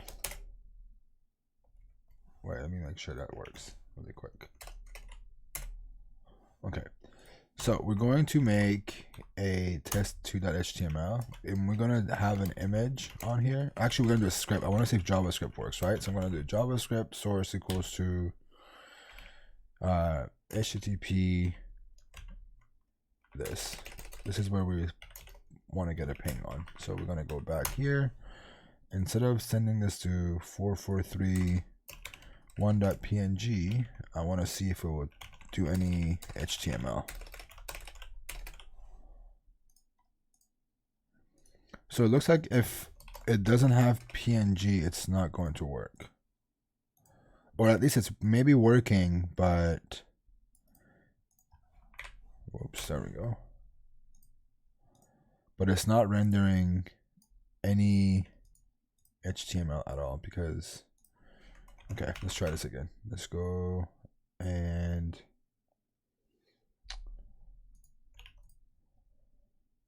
let's see. Why do you background Control Z instead of closing application? Does it make a difference? Does it drive you that insane if I do Control Z versus Command Control C? It's because of my key bindings. I have different key bindings on here. But I mean, at the end of it, just having it kills it all, right? I don't, because I'm also it doesn't matter. It's a crappy box that I don't use anything. But I also have this at the end, so if I am causing anything, it's gonna kill it all anyways.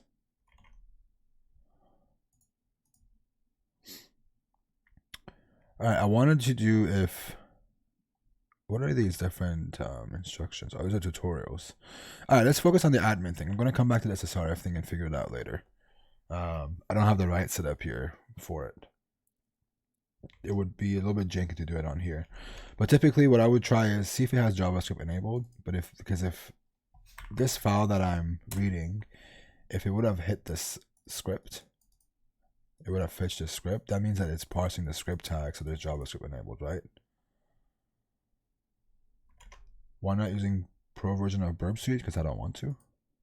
I didn't know if it was required. You can't do file. No, it requires it to be HTTP. So if you do file, Frogger. Let's do here. Let's try it again. If you do file, it just says it's invalid. You would have to have HTTP. You can try and do a redirect. You can do an HTTP redirect to file. That might work. But I don't have that set up on this box right now, so I can't really test for it. But that would be a step one to confirm. Sending it to your server, seeing if it makes a request, and going on with it. I'm using Windows, but I have a subsystem on here. It's a Windows box that I'm using to SSH into my VPS. All right, what else is on here? So we looked at a lot of these. This order history thing didn't work. If we go to track order, we had another account earlier right here. This is our secondary account. If we do this, it looks like it works, but it's hard to get this ID, right? This ID is pretty hard to receive, but it is also a vulnerability. I don't know how you would really look for these, because it's not like you can just change this ID and it would be done. You would have to know what the hash is for the remainder of it.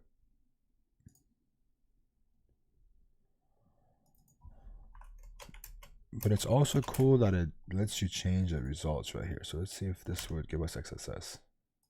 Nope, I tried. So what I see here is it allows me to change this user ID right here. 6211. It's in code, but I was trying to see if I can modify it to get XSS, but that didn't work. We tried. The other thing was, let's see what other things we have.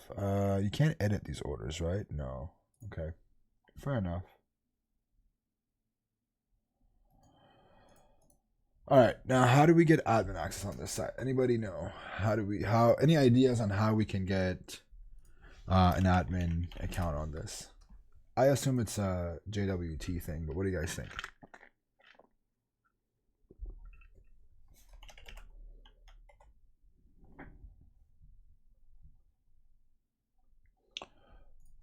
Can we search for, let's see, can we go in here, go here and type in admin? Does anything come up?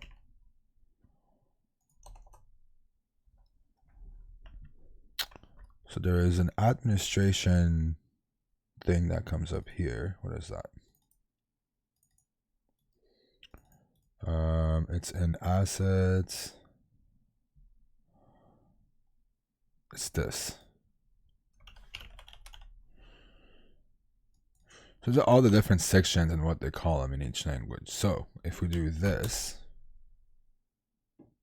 is it giving us access to the admin? No, because the site works.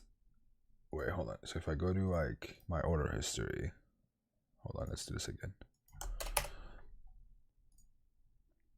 So if I go to something like that, it's not loading anything for us. There's got to be an administration page, right? Is it case sensitive? It is. Cool. So we have admin. We just can't access it yet.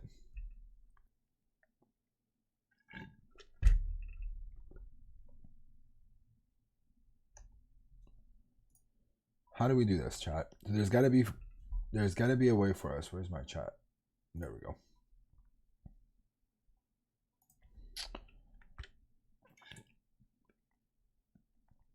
someone's saying there is a SQL injection there to do. It's fair to. That's a decent way to do it.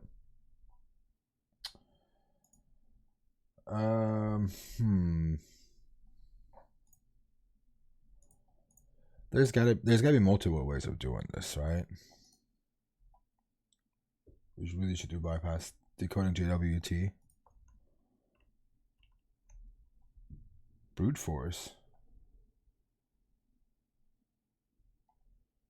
Force browsing. I don't know if I think SQL injection would be a better option for us. I wish this was exploitable.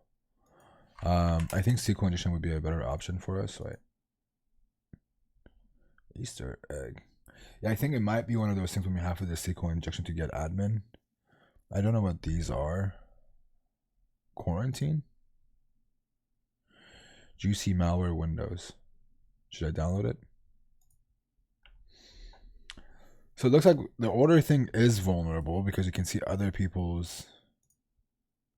I think this is other people's, right?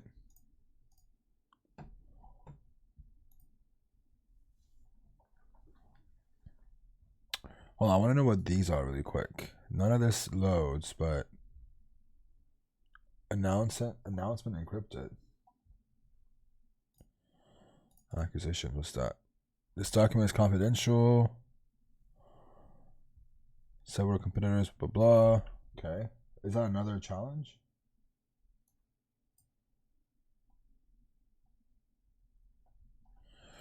All right, let's try it out. Let's see if we can inject this thing. I'm gonna log out of this account and see how it works. Object.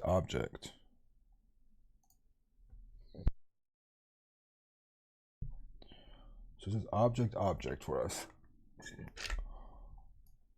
If you find an admin email, I can brute force with a password, but do you think the password would be that easy?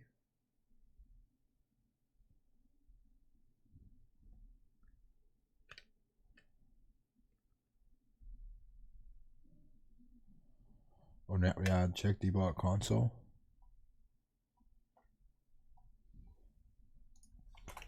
Yeah, I think I'm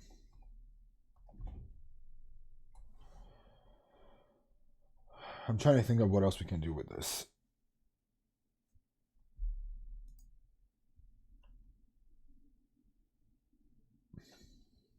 Can we find an admin account for this? Hold on, let's step one more. Let's try one thing at a time.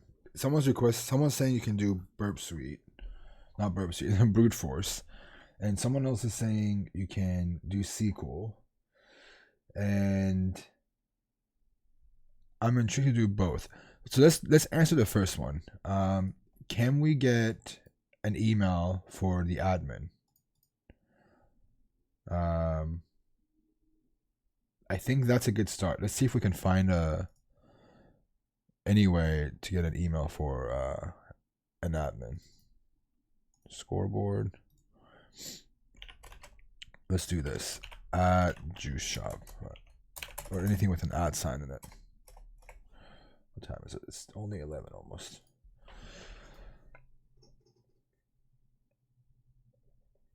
I want to know where we can get email addresses. There's got to be a way for us to do it, right?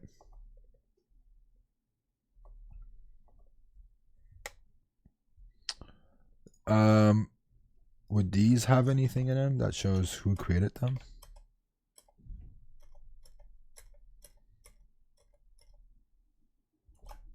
Let's just put the word add juice. I saw something with add juice shop. Oh, so there is this. And if we were to go to account, let's go over here. And we're going to go to account, login. This is the email and password. I'm going to run this really quickly and go to the restroom and get some coffee. I can't do that right here, huh? Okay, hold on. Details. Allow an incognito. Okay. So now I can do this. All right. So this gives us the request that we need. So if we do this, invalid email or password, we'll send this to intruder. I'm going to let this run while I go get coffee and do my thing. But you guys tell me what passwords we should try. Somebody yell out some password. Password. Password. Admin. Admin. Admin123. Admin123. Here, we'll do password for you like that. What else?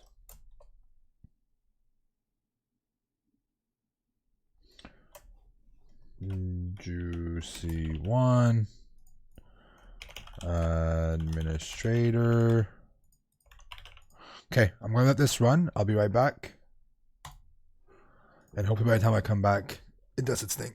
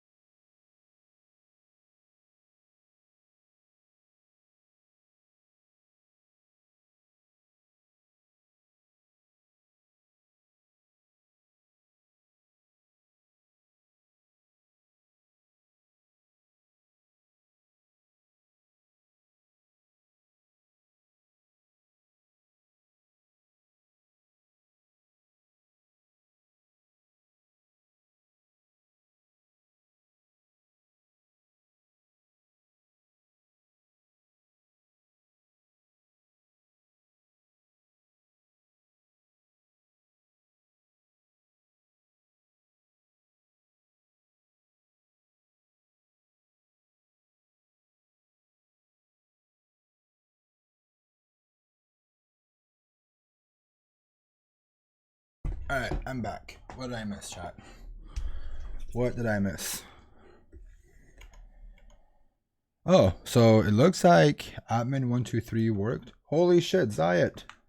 Thank you, man. Thank you for joining. Thanks so much, Zayat. I appreciate it. So it looks like HackerMan got admin123. So let's log in now. Admin123.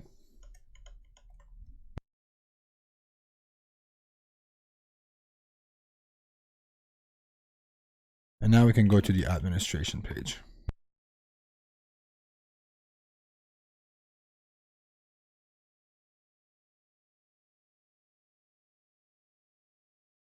Now this is where it gets interesting, right? Because we threw a bunch of random stuff in here, but none of it's, so I'm going to assume there's a blind XSS here somewhere we can do. Log in with the administration using SQL injection.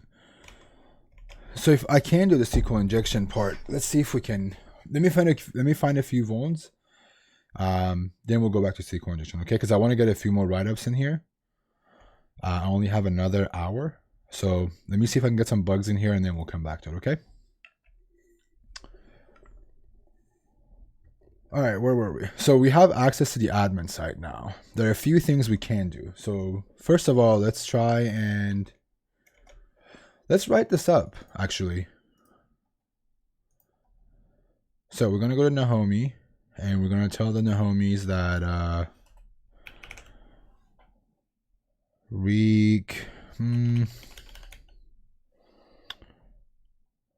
what should we mark this as? Brute force? Yeah, we'll just mark it as brute force.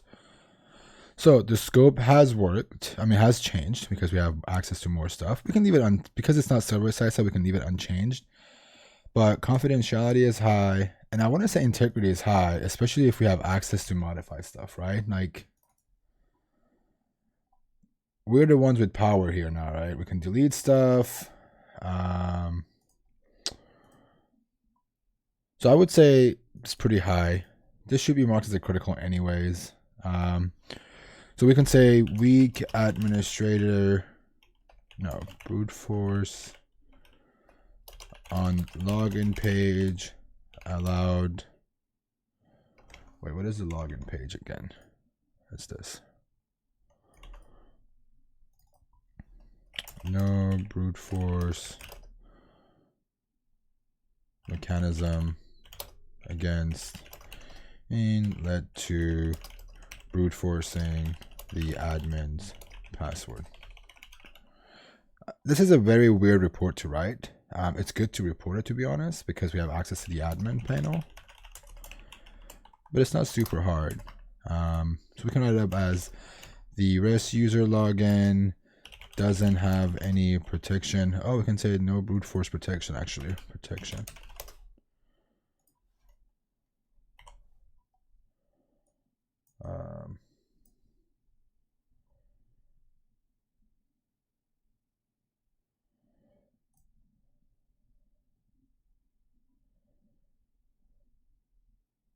All right, so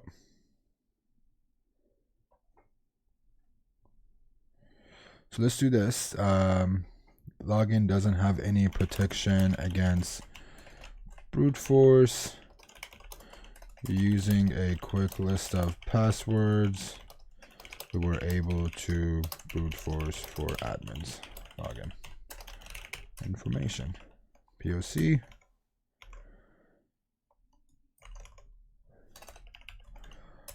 This is a very weird one to write up. Oh no, did it go away? No, we're good. Observe the following request.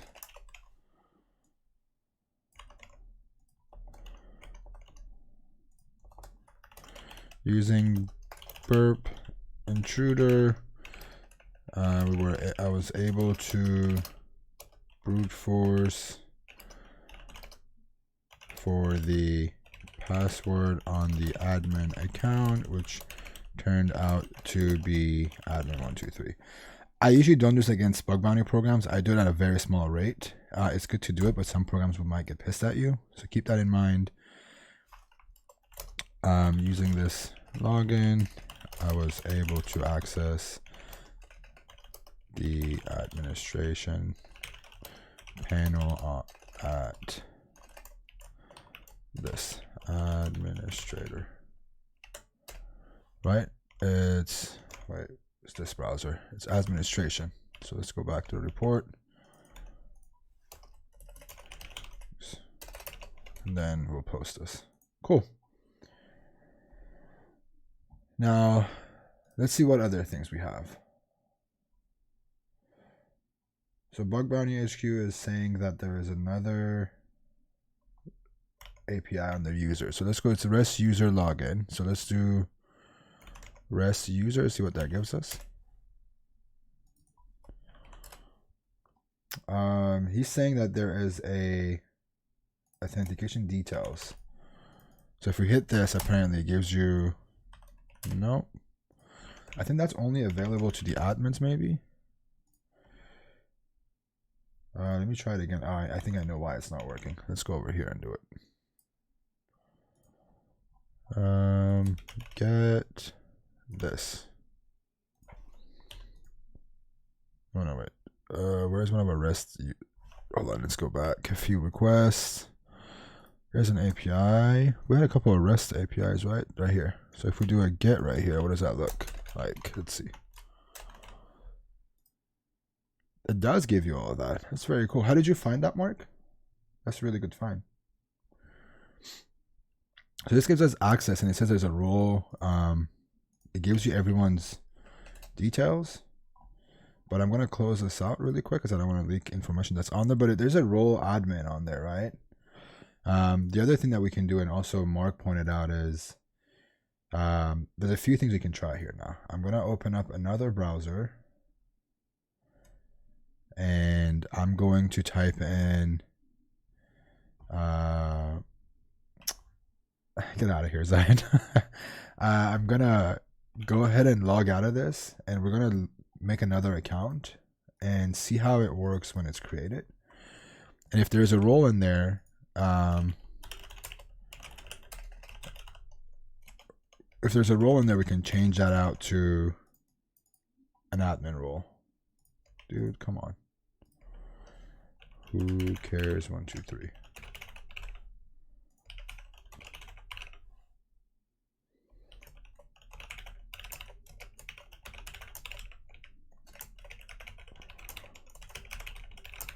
Okay. All right, so let's intercept this.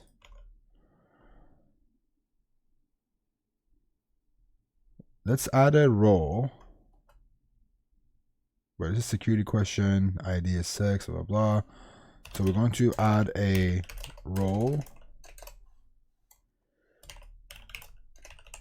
equals admin. I think that's how they were also calling it out.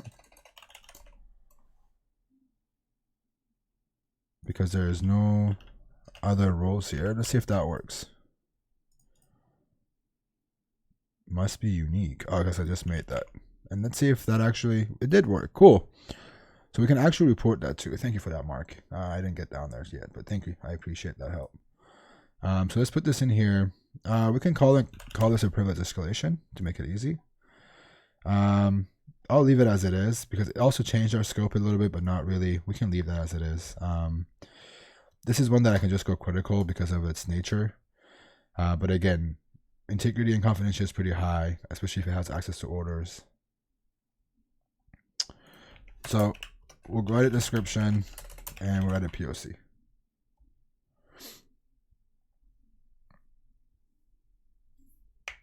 So login. So we can say the application relies on different user rules to determine what the users have access to.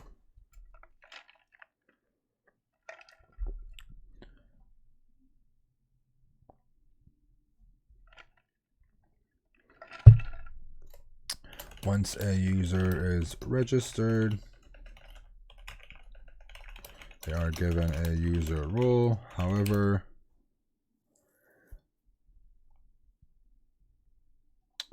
Hold on. I don't want to show this output of, where is it? This one. No, where was it? So this is one that has a lot of stuff in it. And the role for it, it says it's admin, customer, blah, blah, blah, right? So we're going to say the role, so it's given a customer role. However, if you add a role admin to your request while registering, it creates an admin account. Okay, so for POC, we're going to say go to the OWASP Juice Shop website. 2, we're going to say create a new account, but make sure to intercept your request.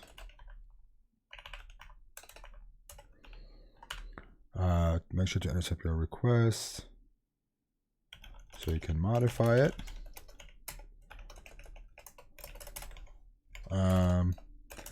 You should see a request similar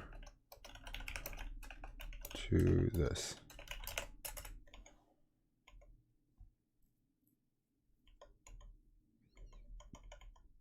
So we're going to go back here.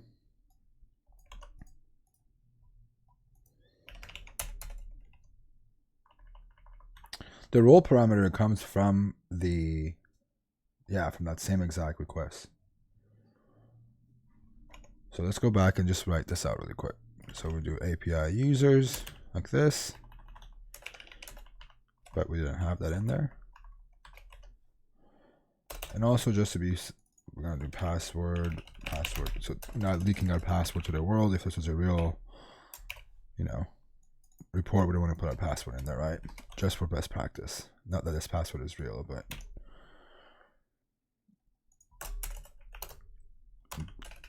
add the following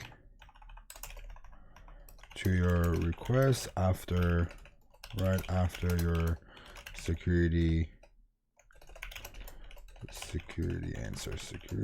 answer. And create the following request.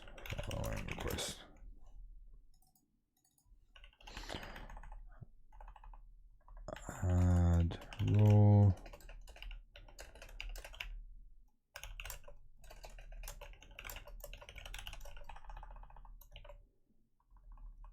into your request right after the security answer to create the following request. So we're going to have this in there. That is a request we sent. So we're going to replace our password again because we want to be safe with our stuff that we send out. Now log in with the user you just created and go to administrator. Administration or administrator? Hold on. Administration. Okay. Wait, I thought, this is not the right browser. Whew, almost had a heart attack. So let's go to Nahomi@gmail. This is the password I use.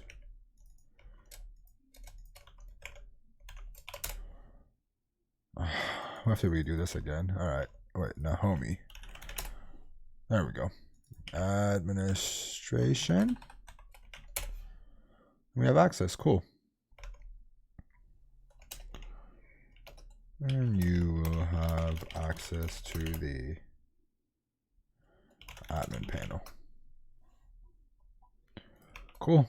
Done and done. Oh, there we go. Users are able to assign admin roles to their accounts during sign up via user.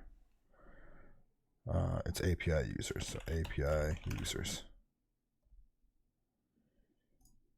Donezo sent. Cool. Not a bad day. Not another vuln we just sent in. Not bad. Kind of helpful. Getting admin is always nice. Also, thank you for all the new subs. I appreciate it. Thank you so much. I've been streaming for about 2 hours, exactly 2 hours and 17 minutes, and I'm going to be online for another 45. Also, the video is going to be on YouTube. So if you want to watch them on YouTube, there it is. All right, what other things can we do in admin now? Now, here's when it gets interesting. When I have access to an admin panel, what I like to usually do is I like to see if I can access these things using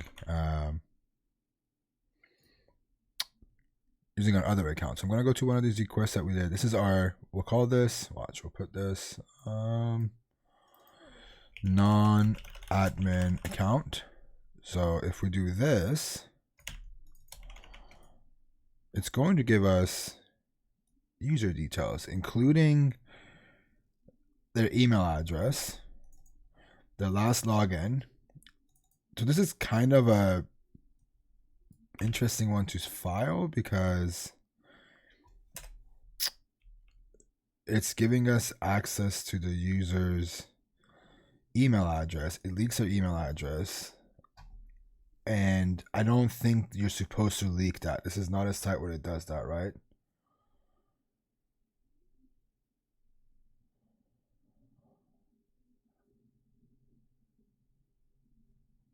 So we can, it looks like we have access to other users' details. But I wonder if it gives us the same information, right? Does it give us also all the users if we hit users? It does. It leaks their last IP. I think IP and email is already good enough for us to file it. So I'm going to go ahead and file this as the user endpoint list. Yeah, because it gives an email address. So let's go to here. Thank you for that gift. I appreciate it, Zayat. So we're going to make this a information disclosure. Information disclosure. And we're going to say, no, but I'm hitting it with a non-admin. This is my non-admin account that I'm hitting it with. The bearer tokens are different. So this is a non-admin account that has access to it.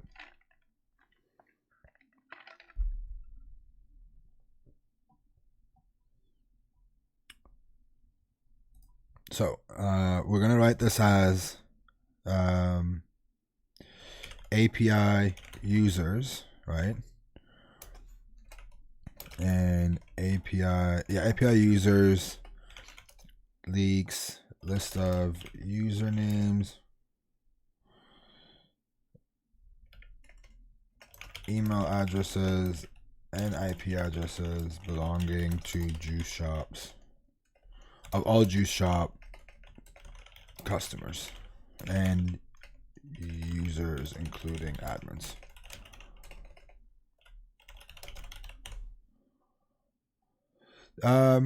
It's both. Honestly, we can do both. I don't think it really. It's leaking information to me than improper access control. It's both. It's leaking information to me, and it's also doesn't have improper. It could be both, right? But if I can select one, to me, it's more of an information disclosure than anything else. It's disclosing information that shouldn't be there, because they could hide that information too, right? They could come back and say, oh, we meant to have the users list be public because we wanted to have users be able to interact with each other, but we didn't mean for it to have IP and email to be leaked. We had that I had that happen with one of the bug bounty programs that I hack on. It wasn't the IP address or the email. They were actually leaking a 6-digit PIN code that you use to log into your account because oops, we didn't thought it's gonna show up because it doesn't show up in the UI. So that's kind of the mentality behind it. Again, like there is no right or wrong with any of this. Even with the CVSS, this could be changed. I'm sure this is not the proper way to do it. But you want to make sure to understand the vulnerability itself. So let's do this again. As always, description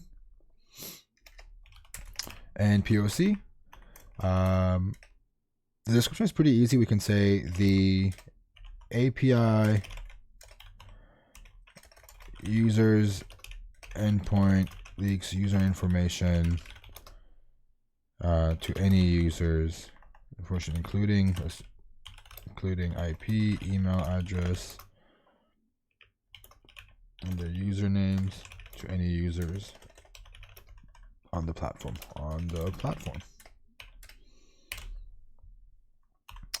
And we're going to have a POC that says log into the site, intercept your request, any of your requests to the API, to the REST API, to get your authorization bearer token. Just copy paste it to make it easy. Bearer token. Make the following request. Make a request to user API. So if we do it like this, watch, I'm gonna send them this. It still works, cool. And we're going to take this out and say insert your own token here, Naomi.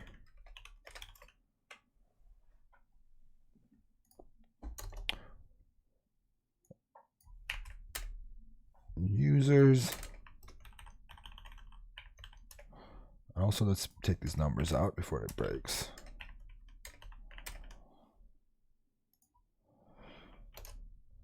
This gives you a list of all users, their IP addresses, email addresses, and more.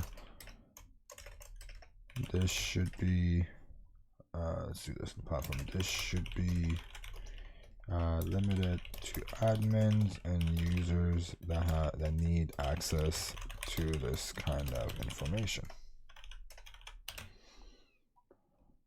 Done and done. And what we can do is, we don't have to, so if this is a bug bounty program, don't leak every user's info. Just copy the first bit and throw it in there. Make it easy. Easy. And we can put dot, dot, dot. Tac, tac. There we go. Done and done.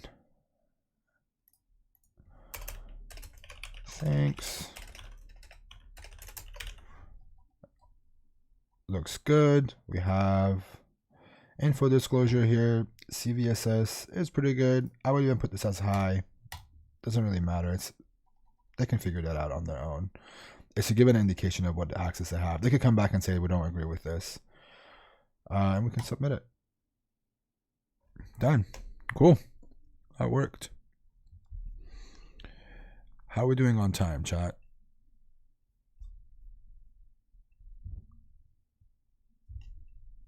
How are we doing so far? Everyone enjoying the stream?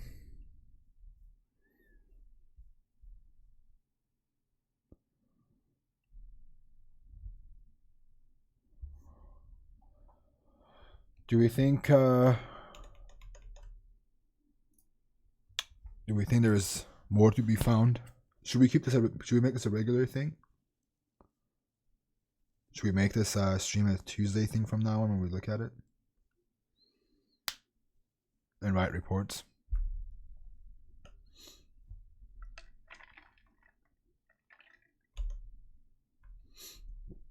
All right, let's keep going. Let's switch back. Let's do like 2 more vulns and then I'll get off. How about that? We'll find 2 more and call it good. Cool.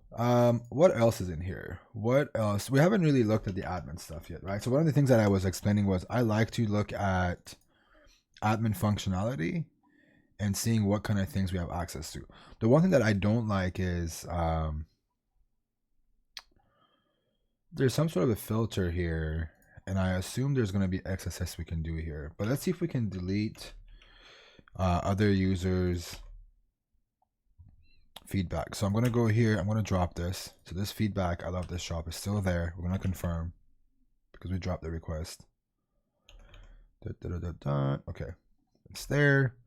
I'm going to go back to my non-admin account and oops, I'm going to replace this and see if we can actually delete this feedback. Again, this is a non-admin account. Also some information disclosure here because of what we just did. But anyways, we send this out. It comes back with success. So we're non-admin here. This is a non-admin account. This is an admin account. Admin account, okay? And if we refresh, it looks like it was deleted. Let's delete it. So let's try and do feedback 2. And refresh again and see if that got deleted. Wow, that was also deleted. Okay.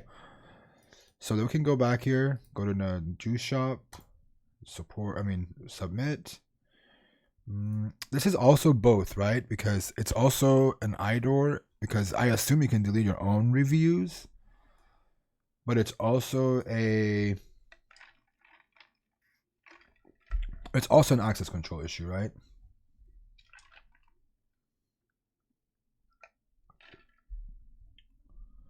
So let's type that in. IDOR. What endpoint is this? If this is the same endpoint as the one before, I'm probably not going to report it. Oh, it's under. So we can go back here. So for this one, we can go back here and say it's the same endpoint, right? So we're going to go back here and say, hey, just an update. Just an update. While looking at the site and the feedback section, I noticed that I also have the ability to delete feedbacks that belongs to another user by sending the following request.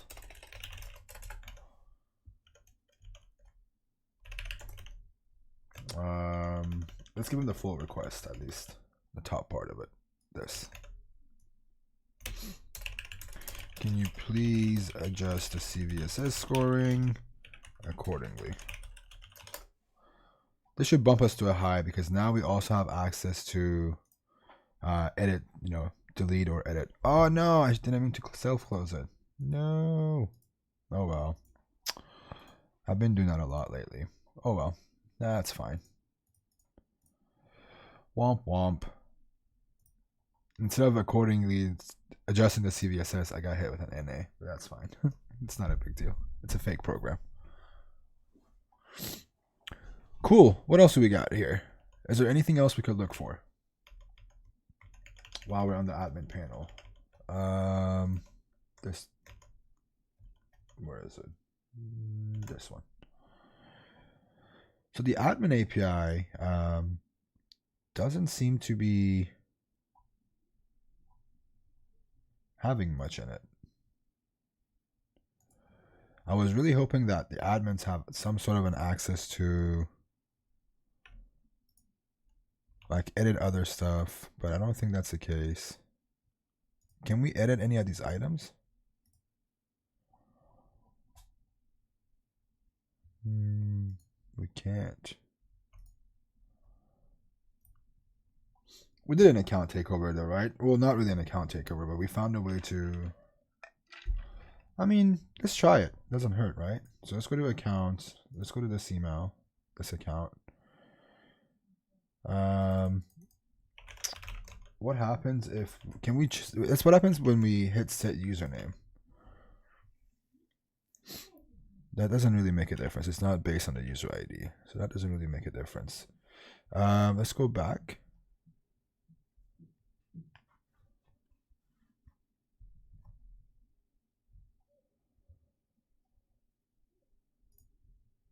What else is in here? I want to find a way for us to be able to maybe change our password. Is that even a functionality? Change password. I have no clue what the password was for this. No, not a clue. Not a single clue right now.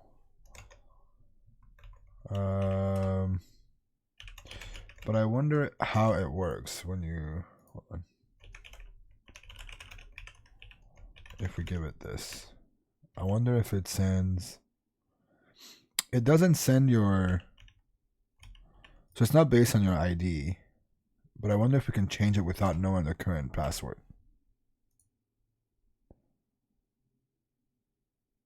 So it did change our password, it looks like. Let's see. Let's try Nahamsek123 as a password. And wait, does the hash change every time? Let's see. 1323. It does. So it does change the password without looking for. So first of all, there's two things wrong here, right? There isn't a. Oh, there is this bearer token. So without it, we can't really change the password, right? Yeah. Okay, we'll move on from it. I was going to see if we can surf it. But it's good to know we can change passwords without knowing the current password, especially when it comes to XSS, right? In the form of an XSS, this is gold. If you could find a way to get the token, the bearer token, through the body of the HTML body in here, when it's leaked somewhere, you can use that to change someone's password because it doesn't look at the current password. All right, there's got to be one more thing we can find. What should we look for, chat? Is there a way to edit items? Is what I want to know.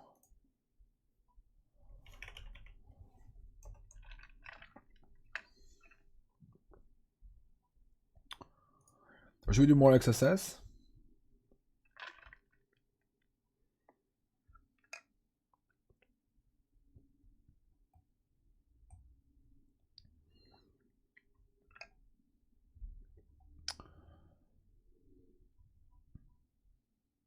What do you think?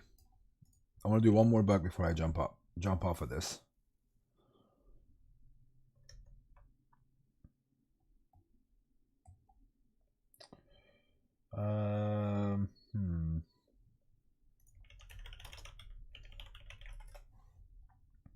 File upload through profile pic to do what? What would we do with the file upload?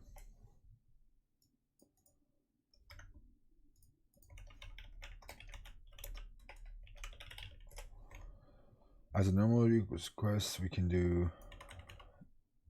Yeah, but I mean, what is that request?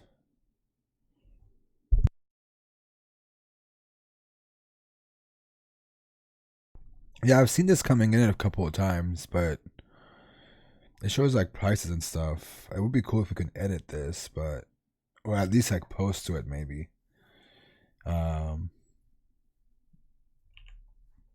I saw a video in there. It says video MP4. I wonder if we can upload any MP4s anywhere.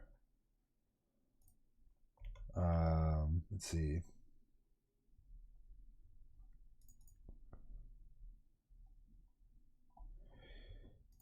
There's gotta be a place where, right? What's the scoreboard? This is the stuff that we're looking for. Use the bonus payload in the DOM XSS challenge. What are some things we haven't found yet? Oops. What is this 5 thing? To learn about the token sale before its official announcement. So we have solved some of these so far. I want to do one of these harder ones.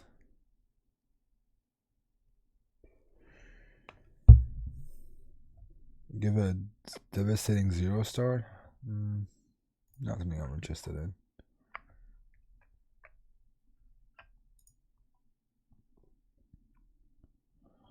So what I'm looking at XSS.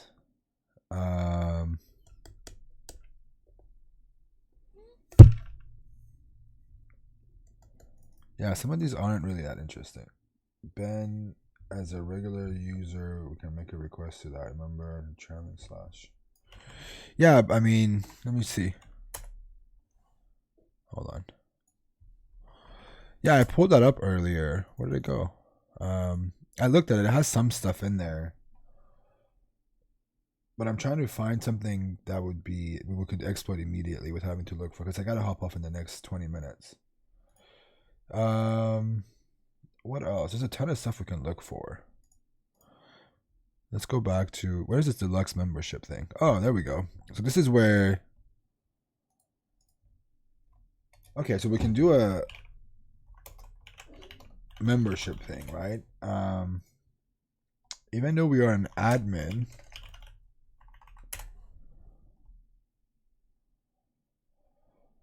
we want to make it so we have a deluxe membership, right?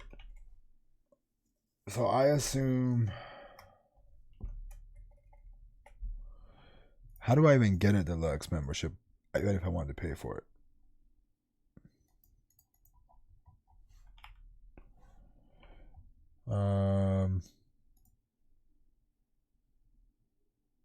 How do we get deluxe? Because that's really cool to do, I think.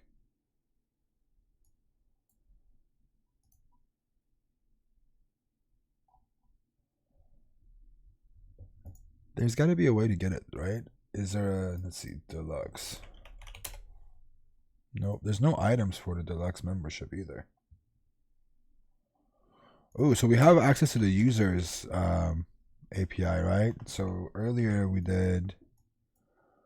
Let's go to admin really quick. Maybe admin has access to it, right? Let's see. Deluxe membership. We had an admin account earlier. Let's see. Okay, so become a member here. We can become a member right here. There's two ways we can do this. We can either pay for it and get it with the payment. So we can go pay, continue.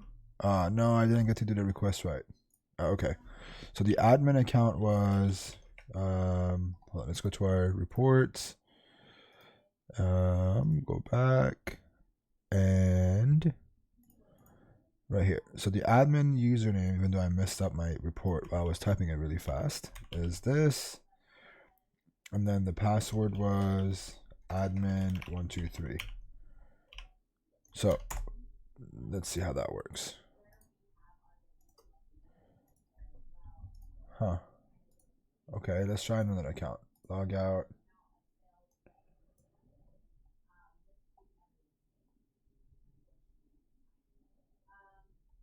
Yeah, I think if we go to yeah, those give you deluxe token. But I want to see if we can do it without, like, I want to see if, I don't have access to that. Can I make this happen on my own? So let's go log in. Not a customer yet. At Gmail, we'll give it a fake pass.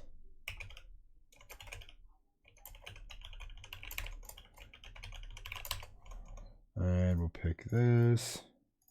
That's 1, 2, 3. We will register. Now we'll go to, oh, deluxe is gone now. So if we go to deluxe membership here, it says no access. Weird. So let's go back to the account that we had earlier here. I'm going to go to this and add another payment option. Test credit card numbers. And let's see where this will take us. We'll put this in here, give it some fake dates, submit. This gives us access to this part right here.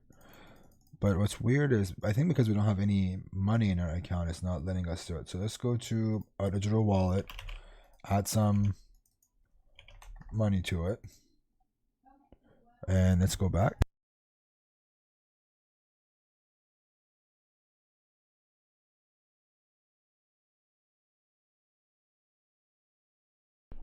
So it's not doing that. You're not eligible for deluxe. I think it could be because we don't have an admin account. So let's go back and maybe we could make a, let's do this. I'm going to go to this user authentication thing again. Right here. And let's do get this.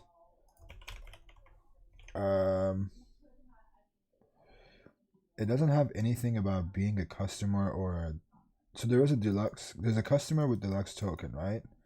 Some of them have it, some of them don't. Is there a role deluxe? Is there? Nice. Okay, so we're gonna register ourselves and get a new account that's also deluxe. So let's go back. Admin, not admin. New account. Test 123. Let's call this nahamsec1@gmail.com. Let's see. And then nahamsec. And we're going to intercept, register, and we're going to say role is deluxe. Like this, right? And send that out.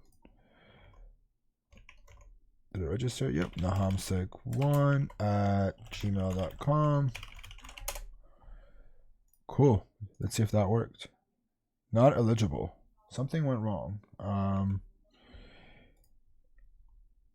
The role deluxe didn't really give us what we wanted. So hold on, before we go down this real quick, I want to see.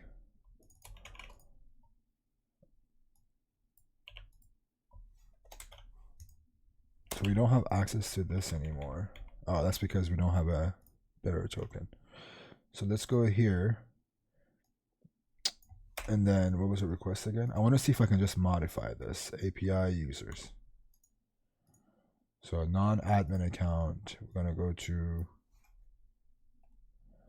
API. Let's try and see something different real quick.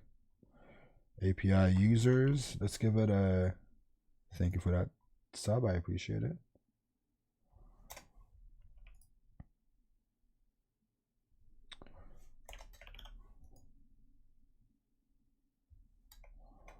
I'm trying to see.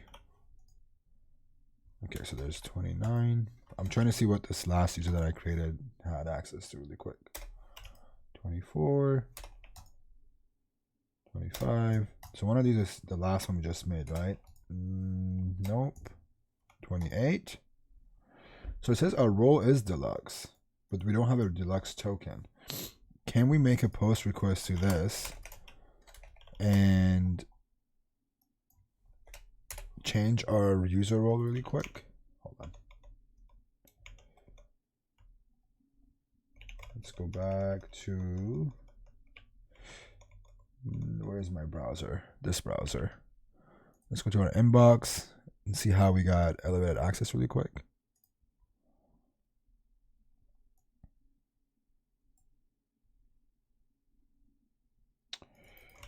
I want to just see if I can simply just change any user's account by doing this.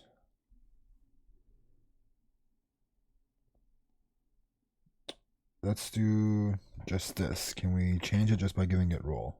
No, that doesn't work like that.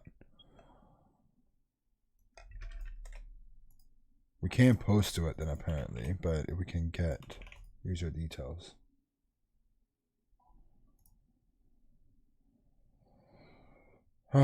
Okay. That was a fail. So I think our only option is to do what the deluxe token was. All right, we'll come back to this next week just because I only have another 20 minutes and I really want to find another vuln. Should we end this session here and pick it up next week and do a quick QA?